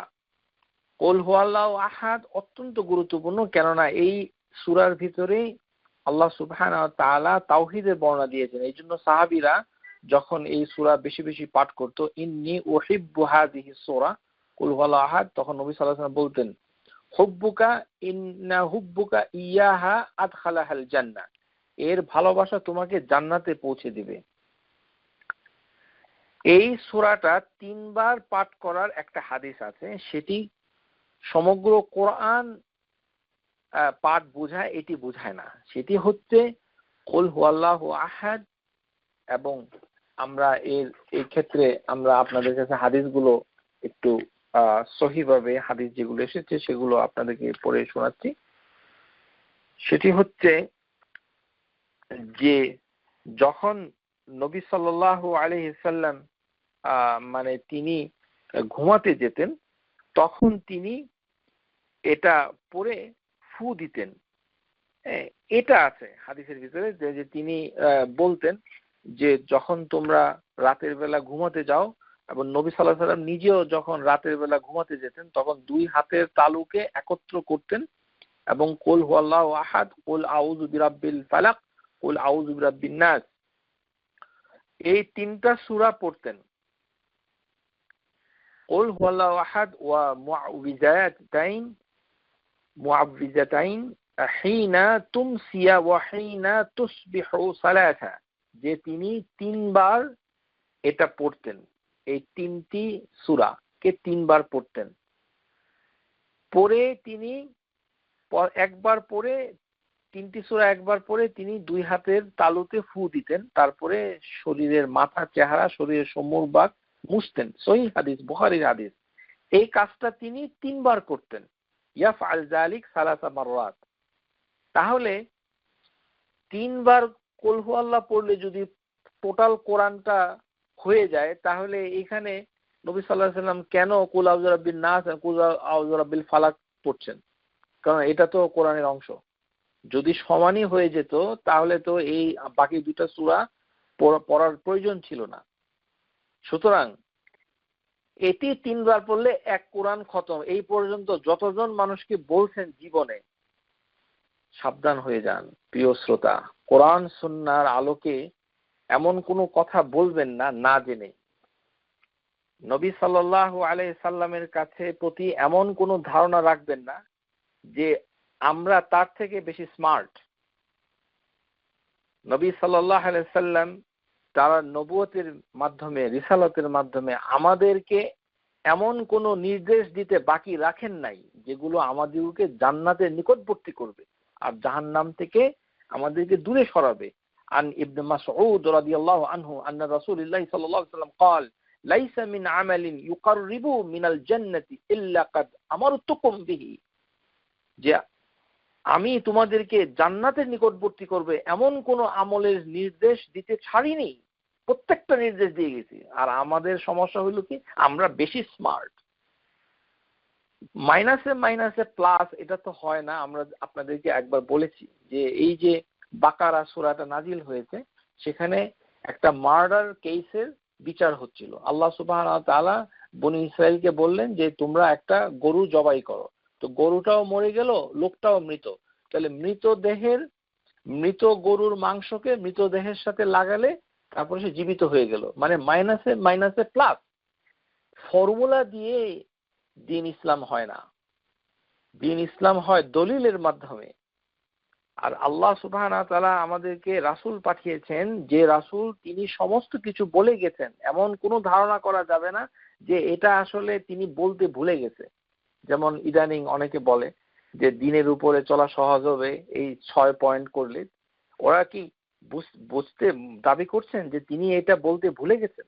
নিশ্চয়ই নয়। ওয়ালা আমালু ইউকাররিবু মিনান নার ইল্লা ওয়াকাদ নাহাইতুকুম আন।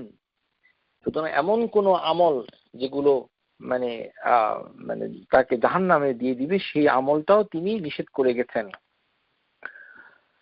তাহলে আমরা দেখতে পাচ্ছি যে এই সূরাটা 3 বার পড়ে ফু দেওয়ার একটি হাদিস পাওয়া যায়, কিন্তু 3 বার পড়লে কোরআন এক খতম হয়ে যায়, এটি কিন্তু তিনি বলেন নাই, হাদিসের ভিতরে পাওয়া যাচ্ছে না। ওয়াসামিয়া রাজুলান ইয়াকরাউ কুল হুয়াল্লাহু আহাদ ফাকালা ওয়াজাবাত। যখন তিনি দেখলেন একটা লোক কুল হুয়াল্লাহু আহাদ পড়ছে, তখন তিনি বললেন ওয়াজিব হয়ে গেছে। কুলতু ওয়ামা ওয়াজাবাত, ওয়াজিবটা কি হলো? তিনি বলছেন আল জান্নাহ, মানে জান্নাতে সে চলে যাবে। আল্লাহ সুবহানাহু ওয়া তাআলা এই 3 বার যদি পড়ে তাহলে হাদিসের ভিতরে আছে ওয়া তাকফিকা কুল্লা ইয়াউমিন মাররাতাইন, যে সকাল এবং সন্ধ্যায় যদি কেউ পড়ে তাহলে তার জন্য যথেষ্ট হয়ে যাবে। এটি হচ্ছে একটি গুরুত্বপূর্ণ মানে আমরা পেলাম যে এটি গুরুত্বপূর্ণ বিষয়। কুল হুয়াল্লাহু আহাদ এই সূরাটার ফাজাইলের ক্ষেত্রে অনেকগুলো হাদিস আছে। এই হাদিসগুলোকে সাবধানে আপনাদেরকে শিখতে হবে।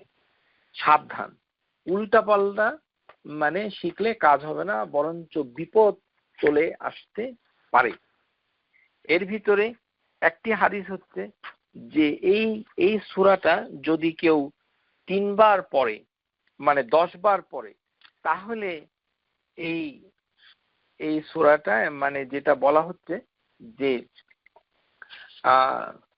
ইবনে কাসিরের ভিতরে অনেকগুলো হাদিস আছে, সব হাদিস কিন্তু সহিহ নয়। প্রিয় শ্রোতা, আবারও বলছি, আমি ইবনে কাসির আপনাদেরকে পড়ে বলছি। সেটি হচ্ছে কেউ যদি 10 বার পড়ে, এই হাদিসটাকে শেখ আলবানী সহিহ বলেছেন, মান কারাআ কুল হুয়াল্লাহু আহাদ হাত্তা ইয়াখতিমাহা 10 মাররাত বানাল্লাহু লাহু কাসরান ফিল জান্নাহ। যে ব্যক্তি কুল হুয়াল্লাহু আহাদ 10 বার পড়ে স্থির হয়ে যাবে, থেমে যাবে, 10 বার পড়বে এবং এখানে খাতিমা করে ফেলবে, শেষ করবে। মান কারাআ কুল হুয়াল্লাহু আহাদ হাত্তা ইয়াখতিমাহা 10 মাররাত, 10 বার কুল হুয়াল্লাহ পড়ে থেমে যাবে, বানাল্লাহু লাহু কাসরান ফিল জান্নাহ, আল্লাহ সুবহানাহু ওয়া তাআলা জান্নাতে তার জন্য একটি প্রাসাদ তৈরি করবেন। এই অংশটুকু সহিহ। শেখ আলবানী সিলসিলাতুল আহাদিস সহিহা হাদিস নাম্বার 598-তে তিনি সহিহ বলেছেন, কিন্তু এই হাদিসের বাকি অংশগুলো সহিহ না। যেমন এই কথা শুনে ওমর রাদিয়াল্লাহু তাআলা আনহু তিনি বলেছিলেন যে ইয়া রাসূলুল্লাহ, তাহলে তো আমরা অধিক প্রাসাদ নির্মাণ করতে পারবো বারবার পড়ে পড়ে। তখন তিনি বলেছিলেন যে আল্লাহু আকসারু ওয়া আতিয়াবু, আল্লাহ হচ্ছেন আরো বেশি দানকারী এবং ভালো দানকারী। এই অংশটুকুকে শেখ আলবানী তার দাইফ তারগিব তারহিব হাদিস নাম্বার 893-তে তিনি দুর্বল প্রমাণ করেছেন। অর্থাৎ 10 বারই পড়তে হবে, এর বেশি নয়। তাহলে 30 বার পড়া, এর বেশি পড়ার হাদিসগুলো সহিহ নয়। এটি ইবনে কাসিরের ভিতরে আছে দারিমি থেকে, ওই হাদিসগুলো সহিহ নয়। শুধু এই হাদিসটুকু এই অংশে সহিহ। 50 বার পড়লে 50 বছরের গুনাহ মাফ হবে, সেটি হচ্ছে দুর্বল। এটি হচ্ছে দাইফ জামিউস সগীর হাদিস নাম্বার 5778 দুর্বল। কেউ যদি 200 বার পড়ে তাহলে তার 1500 সওয়াব তার লিখে দিবে, যদি তার ঋণ না থাকে। এই হাদিসটা ইবনে কাসির নিজেই বলেছেন ইসনাদু দাইফ, এটি দুর্বল। তারপরে যে ব্যক্তি রাতের বেলায় বিছানায় 100 বার ইখলাস পাঠ করবে, কিয়ামতের দিন আল্লাহ তাকে বলবেন যে ডান দিক দিয়ে জান্নাতে প্রবেশ করো। এই হাদিসটুকুকে ইমাম তিরমিজি বলেছেন গারিবুন মিন হাদিস সাবিত, যে এটি একটি মানে গারিব স্ট্রেঞ্জ হাদিস। এই হাদিসটাকে আমি আমার সাধ্যমতো চেষ্টা করেছি এটি সহি দেখার জন্য, কিন্তু এটি সহি হিসাবে যে ইবনে কাসির যেটি সৌদি আরব থেকে বের করেছেন সফিউর রহমান মুবারকপুরি মিসবাহুল মুনির ফি তাহযীব তাফসীর ইবনে কাসির, সেখানে তিনি এই হাদিসগুলোকে বাদ দিয়েছেন, অর্থাৎ বোঝা যাচ্ছে যে সহি নয়। তারপরে যে ব্যক্তি ইখলাস 200 বার পাঠ করবে আল্লাহ সুবহানাহু ওয়া তাআলা তার 200 বছরের গুনাহ মাফ করে দেবে, এটি দুর্বল হাদিস। হাদিস নাম্বার জামিউস সগীর 5782। তারপরে প্রত্যেক ফরজ নামাজের পর 10 বার ইখলাস পাঠ করা, গোপনে ঋণ আদায় করা, হত্যাকারীকে ক্ষমা করা, এমন 3টি কাজ যদি কেউ করে, যে কোনো একটু করলে ফজিলত লাভ করবে। সেটি হচ্ছে যে অপরূপ সুন্দরী হুরদের সাথে বিবাহ দিবে, জান্নাতের যে কোনো দরজা দিয়ে প্রবেশ করবে। এই হাদিসটুকু মানে দুর্বল, জামিউস সগীর হাদিস নাম্বার 2541। আর বাকি যে 2টি হাদিস রয়েছে যে মানে নবী সাল্লাল্লাহু আলাইহি ওয়াসাল্লাম জানাজা পড়েছিলেন এই এবং এমন ব্যক্তির যার জন্য পৃথিবী আলোকিত হয়েছিল, এই দুটো হাদিসই সহি নয়। যেটি সহি হিসাবে এসেছে সেটি হচ্ছে সূরা ইখলাস, সূরা ফালাক, সূরা নাস ফু দিয়ে তিনি মাথা, মুখমণ্ডলের, শরীরের সম্মুখভাগে মুছতেন, 3 বার এই কাজটুকু করতেন, সেটি হচ্ছে সহিহ। তারপরে আরেকটি হাদিস আছে যে ইমাম আহমদ বলেছেন, যে ব্যক্তি পড়বে লা ইলাহা ইল্লাল্লাহ ওয়াহদান আহাদান সামাদান লাম ইয়াত্তাখিজ সাহিবা ওয়ালা ওয়ালাদান ওয়া লাম ইয়াকুন লাহু কুফুয়ান আহাদ, তাহলে 4,10,00,000 সওয়াব হবে। এটি অতি দুর্বল বলে ইবনে কাসির নিজেই বলেছেন। সুতরাং আরেকটি হাদিস আছে যে হাদিসের ভিতরে বলা হচ্ছে যে তোমরা কি রাতের বেলা মানে 3 বার করে এই সূরাটা পড়তে পারো না? এই কথাটা ইবনে কাসির এই হাদিসটা বর্ণনা করেছেন যে তোমরা কি রাতের বেলা 3 বার করে এই সূরাটা পড়তে পারো না। এই হাদিসটার ক্ষেত্রে ইবনে কাসির এই হাদিসটা উল্লেখ করার সাথে সাথে তিনি বলছেন যে হাদিসটা দুর্বল। সুতরাং এই হাদিসটি মানে সহি নয়। আশা করি বুঝতে পেরেছেন যে তোমরা কি 3 বার করে পড়তে পারো না, এই শব্দে যে হাদিসটা এসেছে এই হাদিসটা মানে সহি নয় বলে ইবনে কাসির নিজেই বলেছেন। তাহলে আমরা দেখতে পাচ্ছি যে মানে 3 বার পড়ার কোনো সহি হাদিস পাওয়া যাচ্ছে না, যে 3 বার তোমরা পড়ো এই হুকুমে যে হাদিসটা এসেছে সেই হাদিসটাও সনদ হচ্ছে দুর্বল। কিন্তু এই হাদিসটার ভিতরে পরে বলা হচ্ছে যে কোরআনের 1/3 সমান। তাহলে আমরা যেটা দেখতে পেলাম যে এটি যারা বারবার পড়বে, ইমাম আল বুখারী রাহিমাহুল্লাহ তাআলা তিনি একটি হাদিস বর্ণনা করেছেন যে এক ব্যক্তি এই সূরাটা বারবার পড়তো। সো বারবার যে পড়তো তার হাদিস, তার এই কাহিনীটা শুনেও নবী সাল্লাল্লাহু আলাইহি ওয়াসাল্লাম এই কথাটা বলেন নাই যে তুমি 3 বার পড়লে এক কোরআন খতম হয়ে যাবে, এই কথাটা তিনি বলেন নাই। সুতরাং হাদিসটা আছে যে এক ব্যক্তি রাসূলুল্লাহ সাল্লাল্লাহু আলাইহি ওয়াসাল্লামের কাছে এসে বলল, হুজুর ইয়া রাসূলুল্লাহ, আমি এক ব্যক্তিকে বারবার সূরা ইখলাস পাঠ করতে শুনেছি, বারবার। তাহলে বারবার মানে সে অনেকবার পড়ছে, কিন্তু তখন তিনি এটাকে এই কথা বলেন নাই কাআন্না রাজুলুন ইয়াতাকালা ফাকাল ওয়াল্লাযী, তখন তিনি বললেন ওয়াল্লাযী নাফসি বিয়াদিহি ইন্নাহা লিতা'দিলু সুলুসাল কোরআন। কিন্তু তখন তিনি বললেন যে মানে বারবার পড়লেও এটার জবাবে তিনি বললেন যে এটি হচ্ছে মানে কোরআনের 1/3 সমান। অর্থাৎ এটি যখন বারবার পড়া হবে তখন ওই 1/3 হবে। মানে আপনি অনেকবার 1/3 পড়লেন, 1/3 মনে করেন কোরআনটার ভিতরে 30 পারা আছে, তাহলে কথার কথা আপনি বোঝার জন্য বলছি যে আপনি 10 পারা পড়লেন, এই 10 পারা কোন মানে 10 পারা তো এইভাবে হবে না, কোরআনটাকে 3 ভাগে ভাগ করা হয়েছে, সেটি হচ্ছে মানে তাওহীদ, হুকুম এবং মানে তার ঘটনাবলী, এই 3 ভাগে। তাহলে তাওহীদ হচ্ছে 1/3, তাহলে 1/3 পোর্শন, মানে মনে করেন একজন লোক 10 পারার মতো সমতুল্য পড়লো, তাহলে বারবার পড়লে ওই 10 পারাই থেকে যাচ্ছে, বারবার 10 পারা হচ্ছে, মানে 12 1/3 হচ্ছে।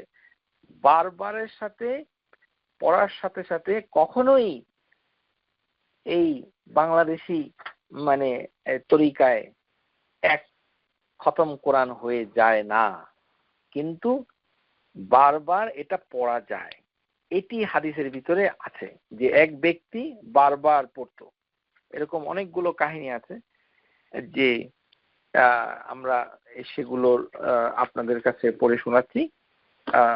আপনারা অনেকে হয়তো জানেন যে একজন সাহাবী, সে প্রতিবার সূরাতে পড়তো। বারবার যে হাদিসটার ভিতরে এসেছে, এখানে নবী সাল্লাল্লাহু আলাইহি ওয়াসাল্লাম বলেছেন, ইউরাদ্দিদুহা ফালাম্মা আসবাহা জাআ ইলা রাসূলিল্লাহি সাল্লাল্লাহু আলাইহি ওয়াসাল্লাম, যে সে বারবার এটা পড়তো।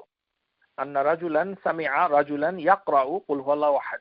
তখন নবী সাল্লাল্লাহু আলাইহি ওয়াসাল্লাম বললেন যে ওয়াল্লাযী নাফসি বিয়াদিহি ইন্নাহা লাতা'দিলু কুরআন। কিন্তু তখন তিনি বলতে পারতেন, বারবার যেহেতু সে পড়ছে, যে তোমার 3 বার পড়লে তুমি থেমে যাও, কেননা এক কোরআন খতম হয়ে যায়, কিন্তু তিনি সেটা বলেন নাই, এটা বুঝতে পেরেছেন।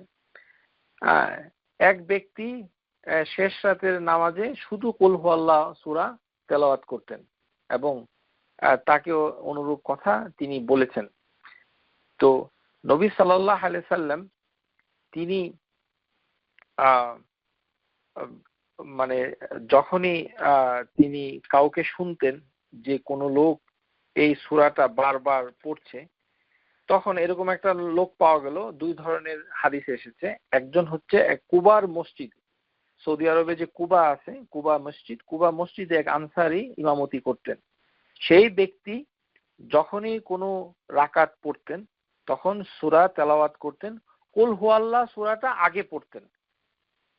বুঝতে পেরেছেন? প্রত্যেক রাকাতে এটা পড়তেন। সুম্মা ক্বারাআ সূরাতুন উখরা মাআহা ওয়া কানা ইয়াসনাউ যালিক কুল্লু রাকা।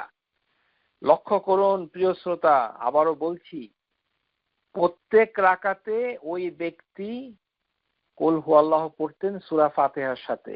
এটি হচ্ছে দলিল। এই কথা শোনার পরে নবী সাল্লাল্লাহু আলাইহি সাল্লাম ওই ব্যক্তিকে বলে নাই যে তুমি একটা সহু সেজদা দাও। এই যে বাংলাদেশি সমাজ, এই সমাজের জায়গা কোথায় হবে আল্লাহই ভালো জানে। সহিহ হাদিসের ভিতরে এসেছে, বুখারীর হাদিস, হাদিস নাম্বার 774, যে এই লোকটি 4 রাকাত নামাজ বিশিষ্ট, যেমন যোহর আসর ঈশা 4 রাকাত নামাজ, সূরা ফাতিহার সাথে সূরা মিলানো যায় প্রত্যেক রাকাতে। আমাদের সহিহ সুন্নাহর ভাই বোনদের কাছে অনুরোধ করছি, যারা মহিলা, যাদের কিছুটা সময় আছে, এই দিনগুলোতে আপনারা অবশ্যই ফরজ নামাজে বাকি 2 রাকাতে ফাতিহার সাথে সূরা মিলাবেন। কেননা প্রত্যেক রাকাতে ফাতিহার সাথে সূরা মিলানো এমন একটি বড় কাজ, এমন একটি বড় সুন্নাহ, যেটা সাহাবীদের একটি বিরাট দল এটা করত। এর ভিতরে রয়েছে মিনহুম আবু বকর সিদ্দিক রাদিয়াল্লাহু আনহু। আর আমরা হচ্ছি বাংলাদেশি। আমাদের সমাজে কি হয়েছে, যে একজন লোক যোহর আসর ঈশার নামাজে শেষ রাকাতে ফাতিহার সাথে ভুল করে একটা সূরা পড়ে ফেলছে। তারপরে তো মানে মহাভারত অশুদ্ধ, কি ব্যাপার, এখন কি সূরা সেজদা দিতে হবে কিনা, হুজুর ডাকতে হবে কিনা, ইত্যাদি। আস্তাগফিরুল্লাহিল আযীম। প্রত্যেক রাকাতে সূরা ফাতিহা পড়তো ওই লোক, যে লোকের কথা এই সূরা ইখলাসে বর্ণিত হয়েছে, যে এই লোকটি কুবার মসজিদে ইমামতি করতেন। প্রত্যেক রাকাতে অন্য সূরা পড়ার আগে সূরা কুল হুয়াল্লাহু আহাদ পড়তেন, এবং এখানে হাদিসের ভিতরে এসেছে। এই কারণে লোকটা এই কথা বলতো। তখন সবাই বলল যে তুমি বারবার একই রাকাতে, মানে সে কেরাতের শুরুতে শুরু করতো কুল হুয়াল্লাহু দিয়ে, এবং তার সাথে ঝগড়া হয়ে গেল মুসাল্লিদের। সে বলল যে আমরা এভাবে ইমামতি করা যদি আপনারা পছন্দ না করেন তাহলে আমি ইমামতি করব না, ছেড়ে দিব। কিন্তু ওই লোকটা ছিল সবার থেকে বেশি উন্নত, বেশি জ্ঞান। সুতরাং আমাদের সমাজে কি হয়, যার বেশি জ্ঞান তাকে ইমামতি করতে দেয় না, ইমামতি করতে দেয় যার সবচেয়ে কম জ্ঞান।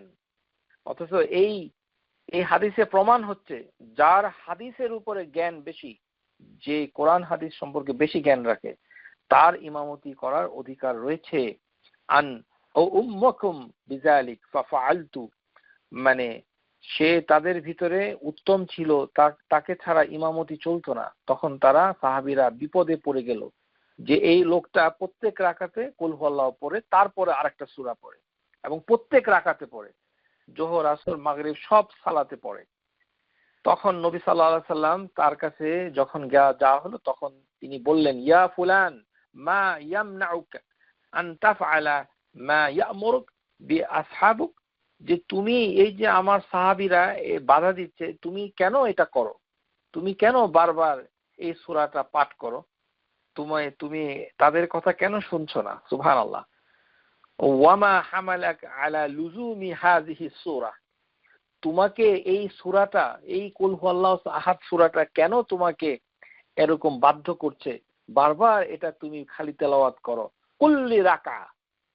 এবং নবী সাল্লাল্লাহু আলাইহি সাল্লাম নিজে মনে করে দিলেন কুল্লি রাকাতিন, নবী সাল্লাল্লাহু আলাইহি সাল্লামের মুখের কথা বুখারীতে এসেছে, প্রত্যেক রাকাতে কুল হুয়াল্লাহু আহাদ কেন পড়ো এই কথাটা জিজ্ঞাসা করছে।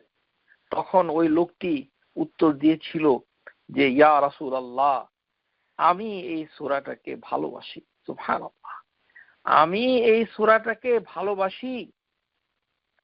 ইন্নী উহিব্বাহা, আমি এটাকে ভালোবাসি। তখন নবী সাল্লাল্লাহু আলাইহি সাল্লাম তাকে বলেছিলেন, হুব্বাকা ইয়াহা আদখালাহাল জান্নাহ, তুমি জেনে রাখো যে তোমার ভালোবাসা তোমাকে জান্নাতে প্রবেশ করাবে। সুবহানাল্লাহ। এই হচ্ছে মানে সূরা, মানে এই কি বলে যে ইখলাসের মর্যাদা। সূরা ইখলাসকে ভালোবাসা মানে আল্লাহকে ভালোবাসা, আল্লাহকে চেনা। এই জন্য এই সূরাটার আরেকটি নাম হচ্ছে সূরা আল মারিফা, আল্লাহ পরিচিতি, এটাই হচ্ছে কুল হুয়াল্লাহু আহাদ। সুতরাং এই সূরাকে যে ভালোবাসবে সে জান্নাতে চলে যাবে। আরেক লোক, সে হচ্ছে আরেক প্রেমিক, এই সূরার আরেক প্রেমিক, তাকে, সে একটি মুজাহিদদের দলে ছিল, সে এই সূরা দিয়ে নামাজ শেষ করত। এই হচ্ছে আরেক স্টাইল, যেটি আয়েশা রাদিয়াল্লাহু তাআলা আনহা বর্ণনা করেছেন, قالت بعث رسول الله صلى الله عليه وسلم رجلا على সারিয়া, সৈন্য দলের সাথে এক লোককে পাঠানো হলো সেনাপতি হিসাবে।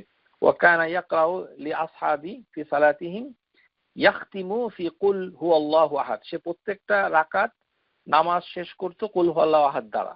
ফালাম্মা রাজাউ যাকারা, এই ধরনের স্ট্রেঞ্জ, একজনে পড়তে হলো কেরাতের শুরুতে আর আরেকজনে পড়তে হলো মানে শেষে কুল হুয়াল্লাহু আহাদ পড়তে। তারা কুল হুয়াল্লাহর পাগল, কুল হুয়াল্লাহকে পছন্দ করে, এটাকে ভালোবাসে, আমরাও এটাকে ভালোবাসবো প্রিয় শ্রোতা। তখন নবী সাল্লাল্লাহু আলাইহি সাল্লাম ওই লোকটাকে বলল যে তুমি নামাজের শেষে বারবার এটা পড়ো কেন? সাআলুহু লিআইয়ি শাইইন ইয়াসনাউ যালিক, তাকে তোমরা কেন এটা করো? এই কারণে কোনো ধরনের মানে অ্যাবনর্মাল কোনো কাজ নামাজের ভিতরে হলে প্রথমে উচিত যিনি নামাজ পড়াচ্ছেন তাকে জিজ্ঞাসা করা। আমি একটা নামাজ পড়লাম, জানাজার নামাজ অথবা অন্য কোনো নামাজ, হয়তো মানুষ সেটা জানে না, আমার কাছে জিজ্ঞাসা না করে আমার সমালোচনা করা শুরু করে দিল, এটি ঠিক নয়। বরঞ্চ উচিত ওই লোকটাকে জিজ্ঞাসা করা, যেমনটি সাহাবীরা করেছিলেন, তাকে জিজ্ঞাসা করেছেন নবী সাল্লাল্লাহু আলাইহি ওয়াসাল্লাম নিজে, সালুহু লিআইয়ি শাইইন ইয়াসনাউ যালিক, তুমি কেন এই কাজটা করো? সে তখন একই উত্তর দিয়েছিল, সে বলেছিল লা আন্নাহা সিফাতুর রহমান, এই সূরাটা হচ্ছে রহমানের সিফাত বর্ণনা করছে। সুবহানাল্লাহ, সে তাওহীদের জ্ঞান রাখে। ওয়া আনা উহিব্বু, আমি এই সূরাটাকে ভালোবাসি। আন আকরা বিহা, এই কারণেই আমি সূরাটাকে পড়ি। ফাকালেন নবী, নবী তখন বললেন আখবিরুহু আন্নাল্লাহু ইউহিব্বুহু, ওকে বলে দাও আল্লাহ তাকেও ভালোবাসে। সুবহানাল্লাহ, আল্লাহ তাকেও ভালোবাসে। এই সূরাটাকে ভালোবাসা মানে আল্লাহকে ভালোবাসা শামিল করেছে। এই ধরনের কোনো হাদিস যে আল্লাহকে সরাসরি ভালোবাসার অর্থ হচ্ছে এই সূরাটাকে ভালোবাসা, কিন্তু বুঝতে হবে যে সূরাটাতে কি বলেছে। এটি না বুঝে শুধু জাল হাদিস দিয়ে বুঝলে কাজ হবে না। যেমন একটি হাদিস আছে, যেমন এই সূরাটার কারণে আল্লাহ সুবহানাহু ওয়া তাআলা হেভেন এবং পৃথিবীকে ধ্বংস করে দেয় না, বরঞ্চ টিকে থাকে এই সূরার উপরে। এই হাদিসটা জাল, হাদিস নাম্বার 5992। উসসিসাত আস-সামাওয়াতু সাবউল আরদুন না সাবআ আলা কুল হুয়াল্লাহু আহাদ, যে 7 হেভেন এবং পৃথিবী এটি মানে ফাউন্ডেশন হয়েছে এই কুল হুয়াল্লাহু আহাদের উপর। এটি সহিহ নয়। তাহলে আমরা দেখতে পাচ্ছি যে এই সূরাটার মর্যাদা অনেক বেশি। এই সূরাটাকে আমাদেরকে ব্যবহার করতে হবে সহিহ তরিকায়, এবং যেটাতে ব্যবহার করলে আমাদের উপকার হবে। যে আমরা যেটা পেলাম সেটা হচ্ছে এই সূরা ইচ্ছা করলে আমরা বারবার পড়তে পারি, এতে কোনো সমস্যা নাই। কিন্তু লক্ষ্য রাখতে হবে আপনি কি মনে করে পড়ছেন। আপনাকে মনে করতে হবে যেভাবে নবী সাল্লাল্লাহু আলাইহি সাল্লাম আপনাকে আমাকে মনে করিয়ে দিয়েছেন যে এটা কি।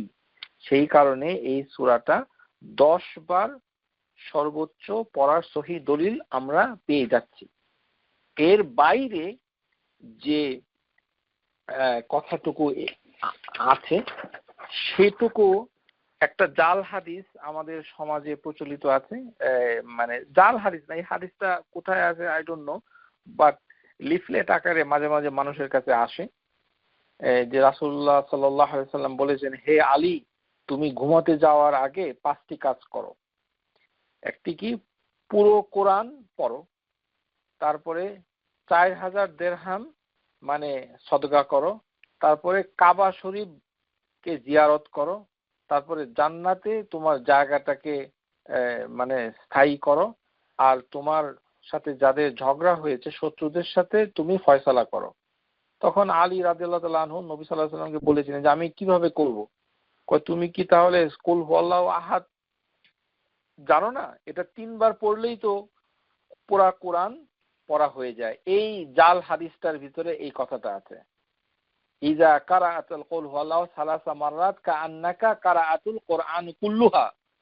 এই জাল হাদিসের বেশাতি রয়েছে এই পাক ভারত বাংলাদেশে। আমরা অত্যন্ত লজ্জিত এবং আমরা অত্যন্ত দুঃখিত যে আমাদের সমাজ এই জাল হাদিসের কবলে পড়ে আছে। আর এখান থেকেই আমরা ধারণা করেছি 3 বার কুল হুয়াল্লাহ করলে এক কোরআন খতম হয়ে যায়। আর কি, যে ঘুমাতে যাওয়ার আগে তাহলে 3 বার পড়তে হবে, এই হাদিসটা জাল। তারপরে 40,000 মানে 4,000 দিরহাম চ্যারিটি দিবে কিভাবে? যে তাহলে তুমি এটা ফাতিহা পড়ো, এখানে হয়ে যাবে। তাহলে এই ঘুমাতে যাওয়ার আগে সৌদি আরবে প্লেনে করে কিভাবে যাব? কাবা শরীফ ভিজিট করতে বলেছে, বলে যে তুমি এই এই এটা বলো 10 বার লা হাওলা ওয়ালা কুওয়াতা ইল্লা বিল্লাহ আলিয়্যিল আযীম, তাহলে তোমার কাবা শরীফ ভ্রমণ হয়ে যাবে ইত্যাদি আজগুবি। এটা আসলে কোনো হাদিসই না। আরবি ভাষায় থাকলেই হাদিস হয়ে যায় না। ইয়া আলী লা তানাম হাত্তা তাতিয়া বিখামসাতিন আশিয়াই হিয়া কিরাআতুল কোরআনিল কারীমা কুল্লুহা তাসদিকু। এই হাদিসে হে আলী তুমি ঘুমাইতে যেও না 5টি কাজ না করাতে, যে টোটাল কোরআনটা একবার পড়ে ঘুমাও। এগুলো আরবিতে আছে। আরবি থাকলেই আরবি ভাষায়ও শয়তান আছে, বাংলা ভাষায়ও শয়তান আছে। সুতরাং সমস্ত সমাজে শয়তান রয়েছে এবং তারা মানুষকে বিভ্রান্ত করছে। সুতরাং এই বিভ্রান্ত থেকে আমাদেরকে বেঁচে থাকতে হবে। কোনো জিনিসকে বুঝতে গেলে সহিহ দলিলের মাধ্যমে বুঝতে হবে। সওয়াবকে আপনি যদি বাড়িয়ে দেন তাহলে সেটা একটা দলিলের প্রয়োজন হবে। যেমন আমরা জানাজার নামাজের ক্ষেত্রে দেখতে পাই যে কোনো ব্যক্তি যদি জানাজার নামাজটা পড়ে, তাহলে তার জন্য হচ্ছে 1 কিরাত মানে সওয়াব। আমরা এটা সহিহ হাদিসের ভিতরে মানে পাচ্ছি 1 কিরাত। যে আয়েশা রাদিয়াল্লাহু তাআলা আনহা আন্না নবী সাল্লাল্লাহু আলাইহি ওয়াসাল্লাম বাস রাজুলুন, মানে তিনি বলছেন যে মান সাল্লা, আমি ওই অন্য হাদিসটা ভুলে চলে এসেছি, আমি যে হাদিসটা বলতে চাই সেটা হচ্ছে মান সাল্লা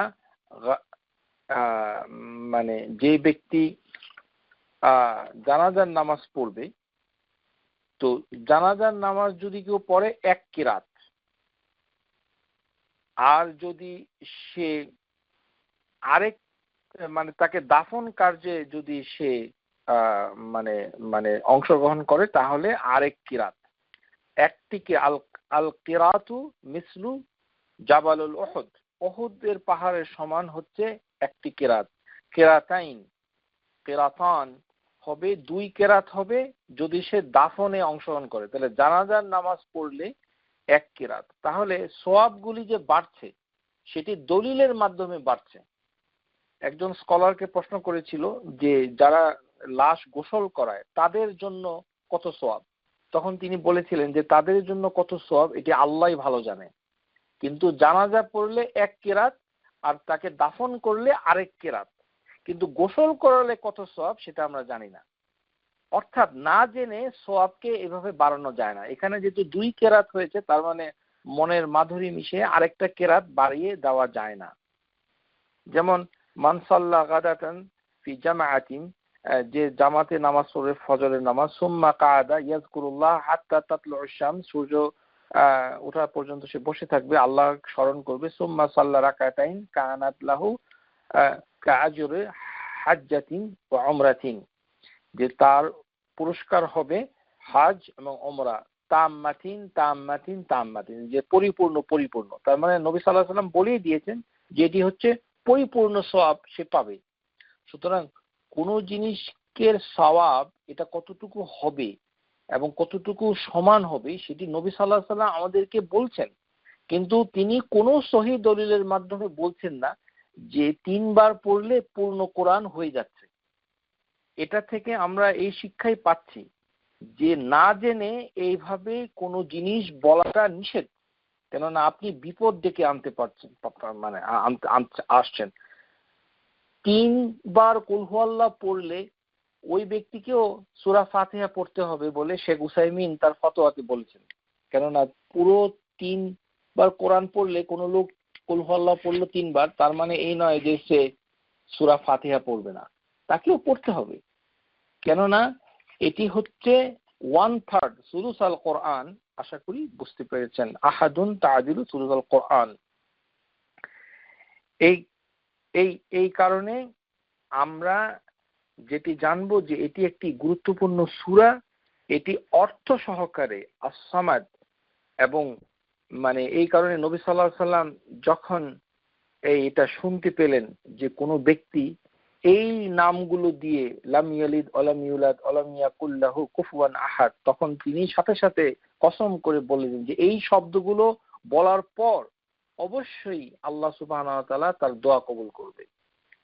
যদি আমরা ওই বিআন্না যেই ইসমে আজমের যে দোয়াটা, আল্লাহুম্মা ইন্নী আসআলুকা বিআন্না আশহাদু আল্লা ইলাহা ইল্লা আনত আল আহাদুন সামাদু আল্লাযী লাম ইয়ালিদ ওয়া লাম ইউলাদ, এইভাবে যদি আমরা শিখতে নাও পারি অন্তত কুল হুয়াল্লাহু আহাদ এই সূরাটাও যদি আমরা পড়ে আল্লাহর কাছে দোয়া করি তাহলেও আল্লাহ সুবহানাহু ওয়া তাআলা আমাদেরকে অনেক কিছু দান করবেন। কেননা আহাদুন সামাদুন এই দুটো শব্দ ওখানে আছে।